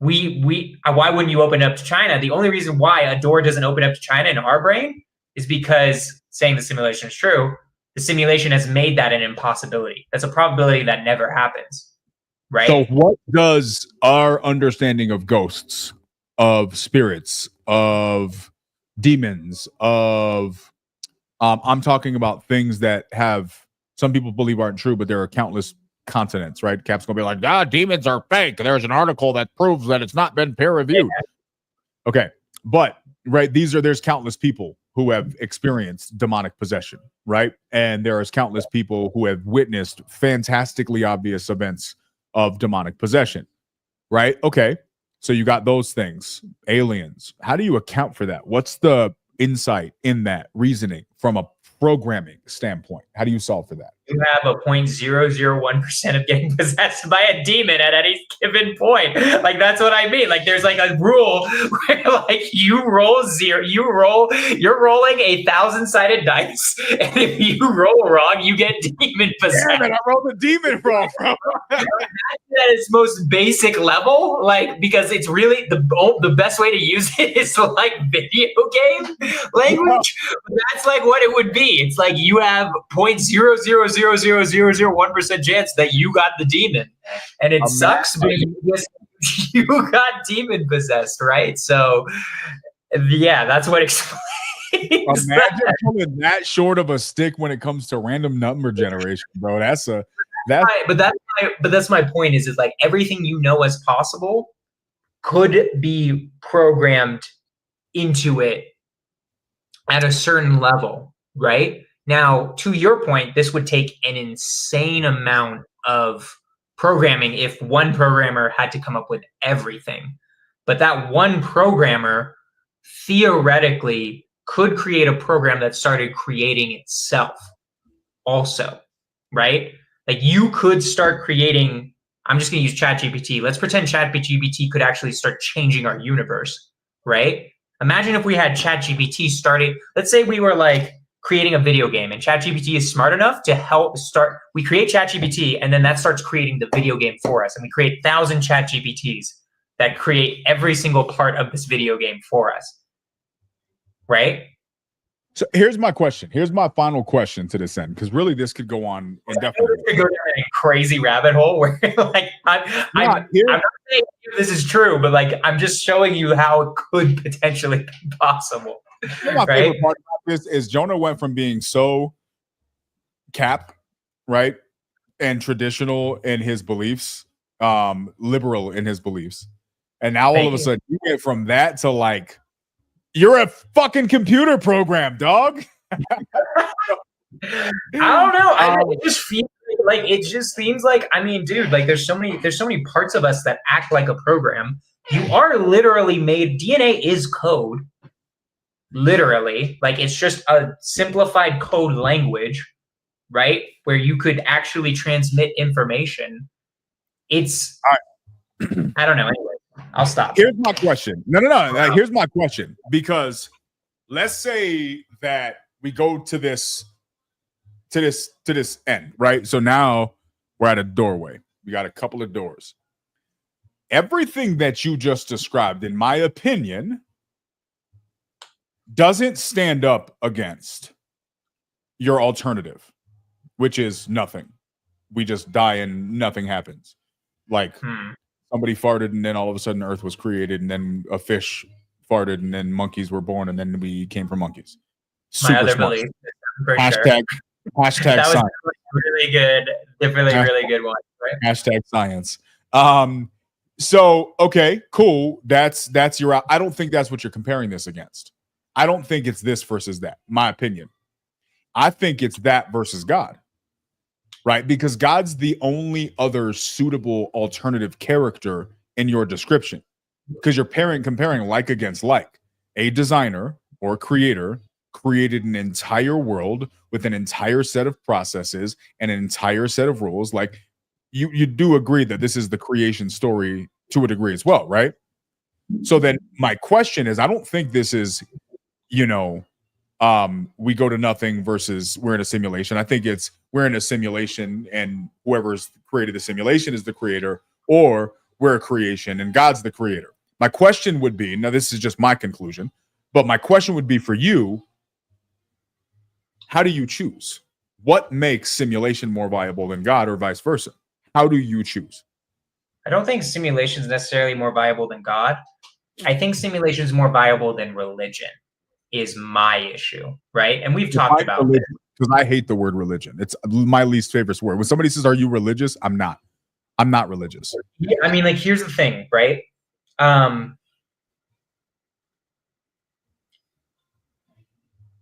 I think, at least I don't view myself as religious, to be clear. Because when you say God, right, there's a lot of baggage that comes with that. When I hear the word God, I think of what humans have thought is God, is what that is referencing to, right? Wait, no, say that again. So okay, let me explain. So my issue isn't with there being God, a God, right? My thing with Christianity and most religions is that they're so sure they know God, right? And that's where I think it starts falling apart more than just necessarily being a simulation, right? And let me explain. So I'm just going to use Christianity because you're a Christian, right? This applies to every religion, but I'm just going to use Christianity because you're a Christian. I'm going to try to, I don't know as well as you, but I know it decently well because I'm Jewish, right? Like I know parts of it. It doesn't make sense to me that, and I could just be wrong about how I understand prayer, for instance. I'm just taking one minute example. I don't see what, and like, I'll tie this back, right? I'm just going to come up with a few examples and then I'm going to tie it back and I'm going to try to make it make sense. I don't see why God needs me to pray to him for things. That seems odd, right? I don't feel like that feels to me like if there's a God up there, why am I using him like a Santa Claus, like a Christmas wish list, like a lot of people do, right? I guess, okay, no, here's my point. Here's what I'm trying to say, right? I know what I'm trying to say. I think people think they know God so much that your usage of the word God, of like whether God's more likely, is potentially antithetical to what like the actual God wants, right? There's so many people who think, let's just say, I don't know, I'm going to just choose a religion neither of us believe in. I'm just going to, sorry, Muslims, I hope you're not going to get mad at me for this. There's a lot of Muslims out there who believe that like it is God's ordained word that if you leave Islam, you are killed in an Islamic country under an Islamic system, right? The arrogance of that in my head, that like you can know what God wants, is high. Like, I guess my point is like I think there is a God. I think it's possibly an alien race. And to be so certain that we know what God wants just seems so unlikely to me, that us assuming it, which is what has to happen in any religion, you're assuming because they're telling you how you're supposed to live, right? Assuming that that's what God wants, or that's what religiously is it, versus, you know, I mean, there's a lot of religions out there. Yeah, here's the issue that I take with this, and maybe this becomes, if we do a follow-up conversation and we add faith into this conversation, because I think it's interesting. I think this is an interesting, at the very least, it's an interesting thought exercise, in my opinion. Right. But here's the issue that I take with what you just said, and it's the issue that anybody who talks about faith or religion has, and it's this: most of the people who feign to have strong opinions about faith or religion have zero understanding of it. They don't understand how it works. And so what they're doing is they're armchair quarterbacks. They've never actually seen a football. They've never actually played football. They've never actually watched a football game, but they feel comfortable telling the coach how the game should be played. That's what I'm saying. Yeah, you're saying right? Like, so to that point, like, I hear what you're saying, but then I listen back to what you mentioned as a frame of reference earlier, God commanding his army to kill everybody. Well, when you understand the context of the situation, which is a context that very few people actually understand. And if you actually go into a lot of churches, even a lot of churches don't understand this, but there is a historical context there that actually makes a lot of sense. It's in the Bible, but most people can't wrap their heads around it. Why? Because they've never actually read the freaking Bible. They don't have any context about the Bible. They don't actually understand what the Bible's about, which is why they'll say things. And this isn't just you, but it's really like, for example, like you said, like, oh, God, using God as like a Santa Claus. That's cool. But that was never the intent. I would argue, based on everything I've learned about scripture and the historical foundation of this whole thing, if we believe it to be true, is that the church and people today have done a fantastic job of missing the point. They've really kind of got it wrong. It's not really about most of the stuff that we think it's about. And the worst part is it actually is in the book. The book tells us, but we don't read the book. We give opinions on somebody else's commentary of a book that they didn't even read. So now I got this person giving me his opinion on a book he didn't read. Where did he get his opinion? From another guy who knew a guy who had an opinion on a book they didn't read. Well, now what you've heard is a bunch of different people with a bunch of different takes on a book they haven't read. And you sit here and say, you know why I don't believe that stuff? Because all of that stuff is contradicting itself. The Bible contradicts itself. No, it doesn't. The people you're listening to are contradicting each other. The Bible's not doing that. Their translation, poor one at that, is doing that. But because we don't do the work to understand the thing, but we still feel comfortable having opinions on the thing that we didn't actually do the work on. Now we're understood. We're misunderstood. Now we don't understand what's actually going on in this situation. And so we feel comfortable saying, yeah, but. And I get that. We all have that right. But here's what I would say. I challenge everybody who wants to, and you don't have to. This is the amazing thing about life, right? And if God's real, this is the crazy, amazing part. In theory, let's assume, for the sake of argument, that God is real, that God from the Bible, that dude, right? Let's assume, for the sake of argument, that dude's real. And all of the stuff in that book is true. This jealous God who's like this weird, crazy dude that kills everybody also simultaneously created a race of people that he just allows to overtly and overwhelmingly boldly disrespect him to his face publicly over and over and over again.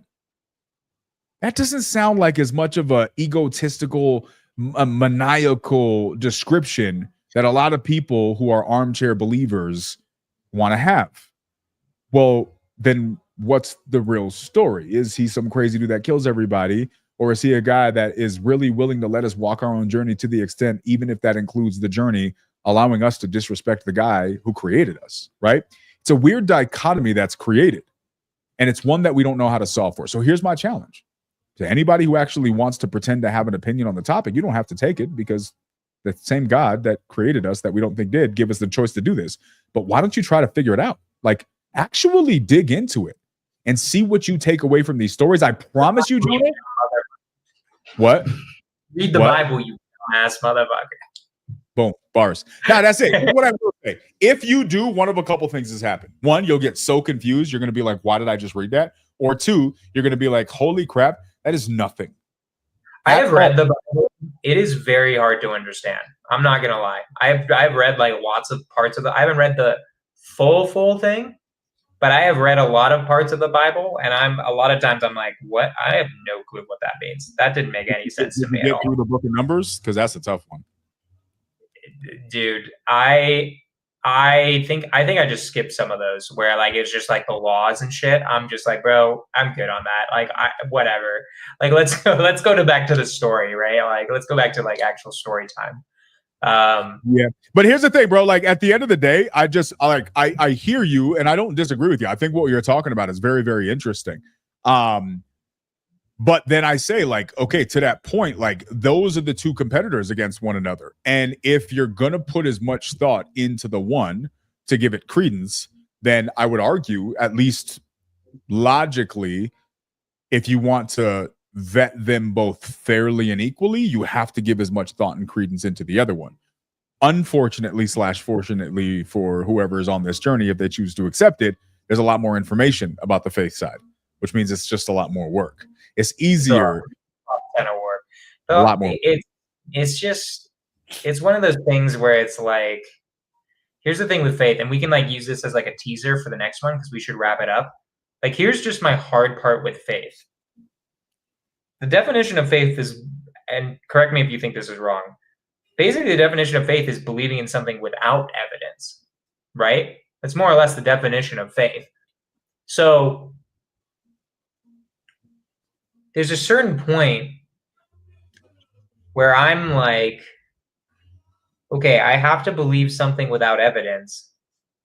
Then, at least in my personal experience, right?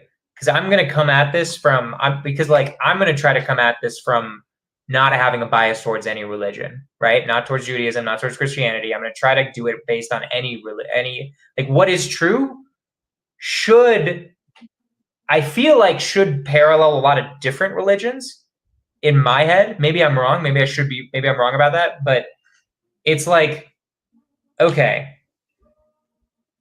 what I do, I guess I'll just say this because I got to organize my thoughts a little bit better. The thing that I do like about faith is that there are really good times to use it in my personal life. And it makes me lean more towards God potentially. is that there are many times in my life where I said, I have no evidence for this, but fuck it, we're doing it, and just hopefully it works out. And so far in my life, it has always worked out. Whenever I do that, it never like, well, actually, that's not true. Sometimes it bodies me, right? Sometimes life bodies you, right? Like that just is life. Right? Actually, never mind. That's the quote of the night. Sometimes life bodies you. Sometimes you get bodied, but a lot of times it's allowed me to do incredible things with my life that I don't think I would have been able to otherwise. When we talk about this like faith in business, you kind of need faith in business at the beginning. In the end, how do I know that I can do it? Sure, I see other people doing it around me. That's somewhat evidence, right? But I don't actually have evidence that I, Jonah Corchin, can do it until I do it, right? So I've seen the benefits of faith. And also, I guess here's what it is. And it also doesn't make any sense to me why it works. It doesn't logically make sense, and that bothers me. Like, I think that's... Let me pose this to you. Maybe the answer's in the principle, right? It doesn't make any sense that an apple tree comes from a seed, which creates a tree, which creates more apples, which creates more seeds, which creates more trees, which creates more apples, right? Logically, that doesn't make any sense. However, there's a beauty in that. And there's a pattern in it if we're capable of recognizing the pattern and grasping it. Well, isn't it interesting that what you just said is that anything that challenges me to be great in life requires me to believe in that which is unseen? If that's true in your natural life, maybe it's because that's also true in a supernatural version of life. It's what draws me towards like spirituality. I guess we'll talk about this. My thing is like when we start getting into a specific faith, was like where it starts getting harder for me, like where like Jesus is the way, versus like I'm probably like just morally most attracted to Jesus compared to like any other prophet. I think that's like perfect morality, but logically I could use the exact same thing to become a Muslim or a Hindu, right? Well, that's based on zero actual understanding in the history of those religions as well, right? Like, again, you have to acknowledge that you don't actually have a tangible understanding as where these things came from. That's a factor. Right. That's fair. Right? Like, once you study that, then that has to lend to why you came to that conclusion. One would argue that the majority of us believe what we believe because our parents believed it, or because we were exposed to it in a way that it impacted us in a specific season of our lives where we felt connected to that, and then we followed that thing, right? Very few people actually do the work to vet thoroughly with much detail. In fact, many of the devout people of any religious belief system only know anything about that one belief system. They haven't actually done the work to vet anything else. Well, by definition, you could argue that they're not actually qualified to discount another religion if they haven't actually vetted that religion. There's an argument for that, whether true or otherwise. So that being said, that's just kind of like the point of all of this. But you made a point earlier, which I think is interesting. You were like, well, who are you to say that your God is this or that? Well, then the argument, then here's my response to that. If you have a great grandfather who was independently wealthy, right? A Vanderbilt, right? Or, well, Vanderbilt's not a great example, a Rockefeller, right? Or just a family who's passing on generational wealth. You're receiving wealth that was written in a thing that you only read, but have no personal interaction with the one who wrote it. True or false? I don't know why you use the word read. You mean like they got wealth and they didn't have any? No. If you are the recipient of a will, and the only evidence you have of that person is stories from other people or the evidence you read in that thing, you don't know you don't know your great grandpa, do you? Right. Okay. Your argument, this is where your argument, who are you? Well, I'm the person in the will, right? I am reading the instructions from the writer. And because I believe the instructions, I have the authority to stand on the instructions and demand expectations based on what's written therein. Is that arrogance, or is that just an understanding of how wills work? I guess then it comes to the point of, and then this is getting to the historicity, which is what you were talking about. Yeah. Who wrote the will, right? And how do we know who wrote the will and all that, right? And that requires work. That's where people get lost, right? Right. So once again, when you really spend time on this, which most people won't, there's answers for all this stuff. There really is. The answers are there. I'm going to tell you this right now for everybody. The answers are there. However, most people won't look for them. However, I do think it's interesting that you're having a conversation, because usually the desire to do the work stems from the seed that's sown in the interest or intrigue behind an idea. Now, just like anything else in real estate, like we circle back, wrapping this thing up, what did we start this thing? Life is full of principles, bro. Life is always talking if we're willing to pay attention. This is where another thing, these patterns that usually exist, it's a very, very interesting, I would say, mind that created the synchronicity of all these things. We started earlier talking about business. A lot of people get motivated, get a feeling like the idea of getting successful in business, in life, in real estate. But so few actually go through with it. Why? What we say earlier, they're not willing to do the work. They don't have faith also. They also don't have faith. They don't have faith in themselves. They don't have faith in the process. They don't have faith in the people that they're working with. That lack of faith causes them not to do the things.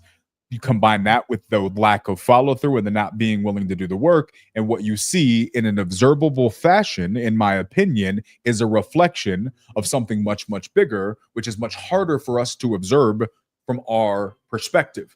But it's a principle nonetheless. And that is this. It's the fact that most of us will endeavor to do a thing because we had a feeling that made us excited about doing so. Lost, appreciate you, man. Funyuns. Most of us, the observable thing is this, and this will be my final point to this.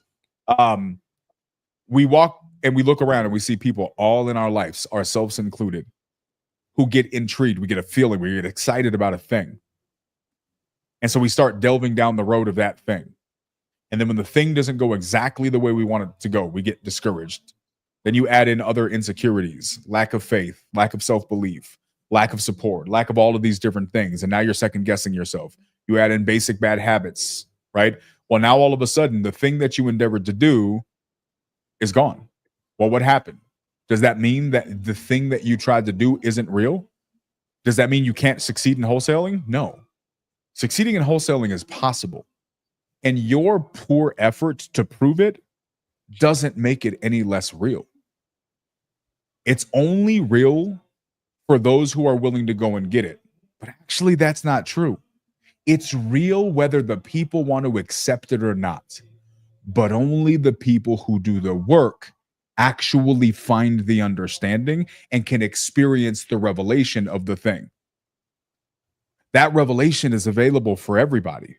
But most people won't seek and do the work to pull that out, to see it through to completion. That's true in business. That's true in relationships. That's true in life. That's also true with faith. But the problem with this is people will accept it. With business, that it was probably me, I didn't do my part. But with faith, they just throw the whole industry out and say, yeah, it's just a scam. And it's just not the way it works. We can have a whole episode on faith. I think that was a really good way to end it, though. I feel like that could be a good one for next week. Is like, how do we? I don't know. Maybe how do we get into the whole faith conversation? Right? I don't know. It's just hard. It's what my hard part. And I guess you're right. Like maybe they just aren't following the Bible. It's like I see you, Quijano, who's like is like, hey, I'm following the Bible. Look, everything that I believe about Christianity is based on this phrase, right? And I see another Christian yelling, racist like epithet. Right. Like it's like black people were the mark of Cain or whatever the fuck, right? Like, you know what I mean? Where it's just like, well, I hope Keanu has a better version of it, but then there's just someone who's just completely twisting it and they have the same belief as Keanu does. And then it's like, well, fuck me. Then I don't really want to, like, I want to just then what I want to do, because it feels like what Christians are doing is taking the parts they like and throwing out whichever parts they don't like. Right. But so are atheists. They're just doing it in a much more lazy fashion. My point is that like, it's like what I want to do is just what all the Christians are, what it feels like all the Christians are doing, which is I want to learn as much of the parts of the Bible that actually are going to help me with my life and just follow those and just ignore the parts about gay marriage and all of that. Like that stuff seems like pointless in comparison to love thy neighbor as thyself, right? Like, so that's where I struggle with it, where it's like the people who say they're following it word for word believe some pretty fucked up things a lot of times, but maybe they're not following it actually word for word. Right? I don't know. We can talk about that, I guess, next time. We're pretty late, but these are I'm telling you my issues with religion, or with like I'm choosing Christianity because you're a Christian, but I could have this with any religion, right? It's same with Judaism. So good stuff, man. Guys, what's the summary takeaway? You guys got to go and you got to ponder on this. Is the Mandela effect a real thing? Is it a figment of poor men? Yeah, we do. We went through a lot. Is it real? Is it a thing? Did it really happen? Are we really dealing with this? I don't know. The Luke, I am your father, the Lucy, Bernstein Bears, all of that stuff. That's a tough one. And then of course there's the faith conversation. This is what it's all about, man. I love this. I love having conversations like this. I love digging into these things. Whatever we talk about next week and all the weeks after, hope you guys are enjoying the conversation. If you ever have a topic that you want us to delve into, are interested in playing around with, if you ever want to come up and hang out with us, chat about your opinion on things, you're welcome to do so. That's why the Prophet and Paradox podcast is here. What are your thoughts, man? It was a good time, dude. I enjoy this. We need at least 6 months where it's just you and me exploring things instead of arguing. I know everyone on here literally thinks we just kind of go on here and argue about shit, and that's the point of this podcast. That is not the point of this podcast. At all. The past 3 months was like completely not what we planned, and then me and Keanu are at the end of the lecture like, why did we do that? Like, God damn it. Like, we should, like, why don't we just like hang out and like just talk about interesting ideas for a while? You know? Jeff really wants us to go into the Illuminati, man. Maybe we got to do it. Okay. I mean, we can. He says with complete apprehension. I mean, I'm just gonna be there, and like I'm just gonna have Keanu showing me like a TikTok of a pig getting sacrificed by George Soros, and I'm just gonna be so unequipped to like.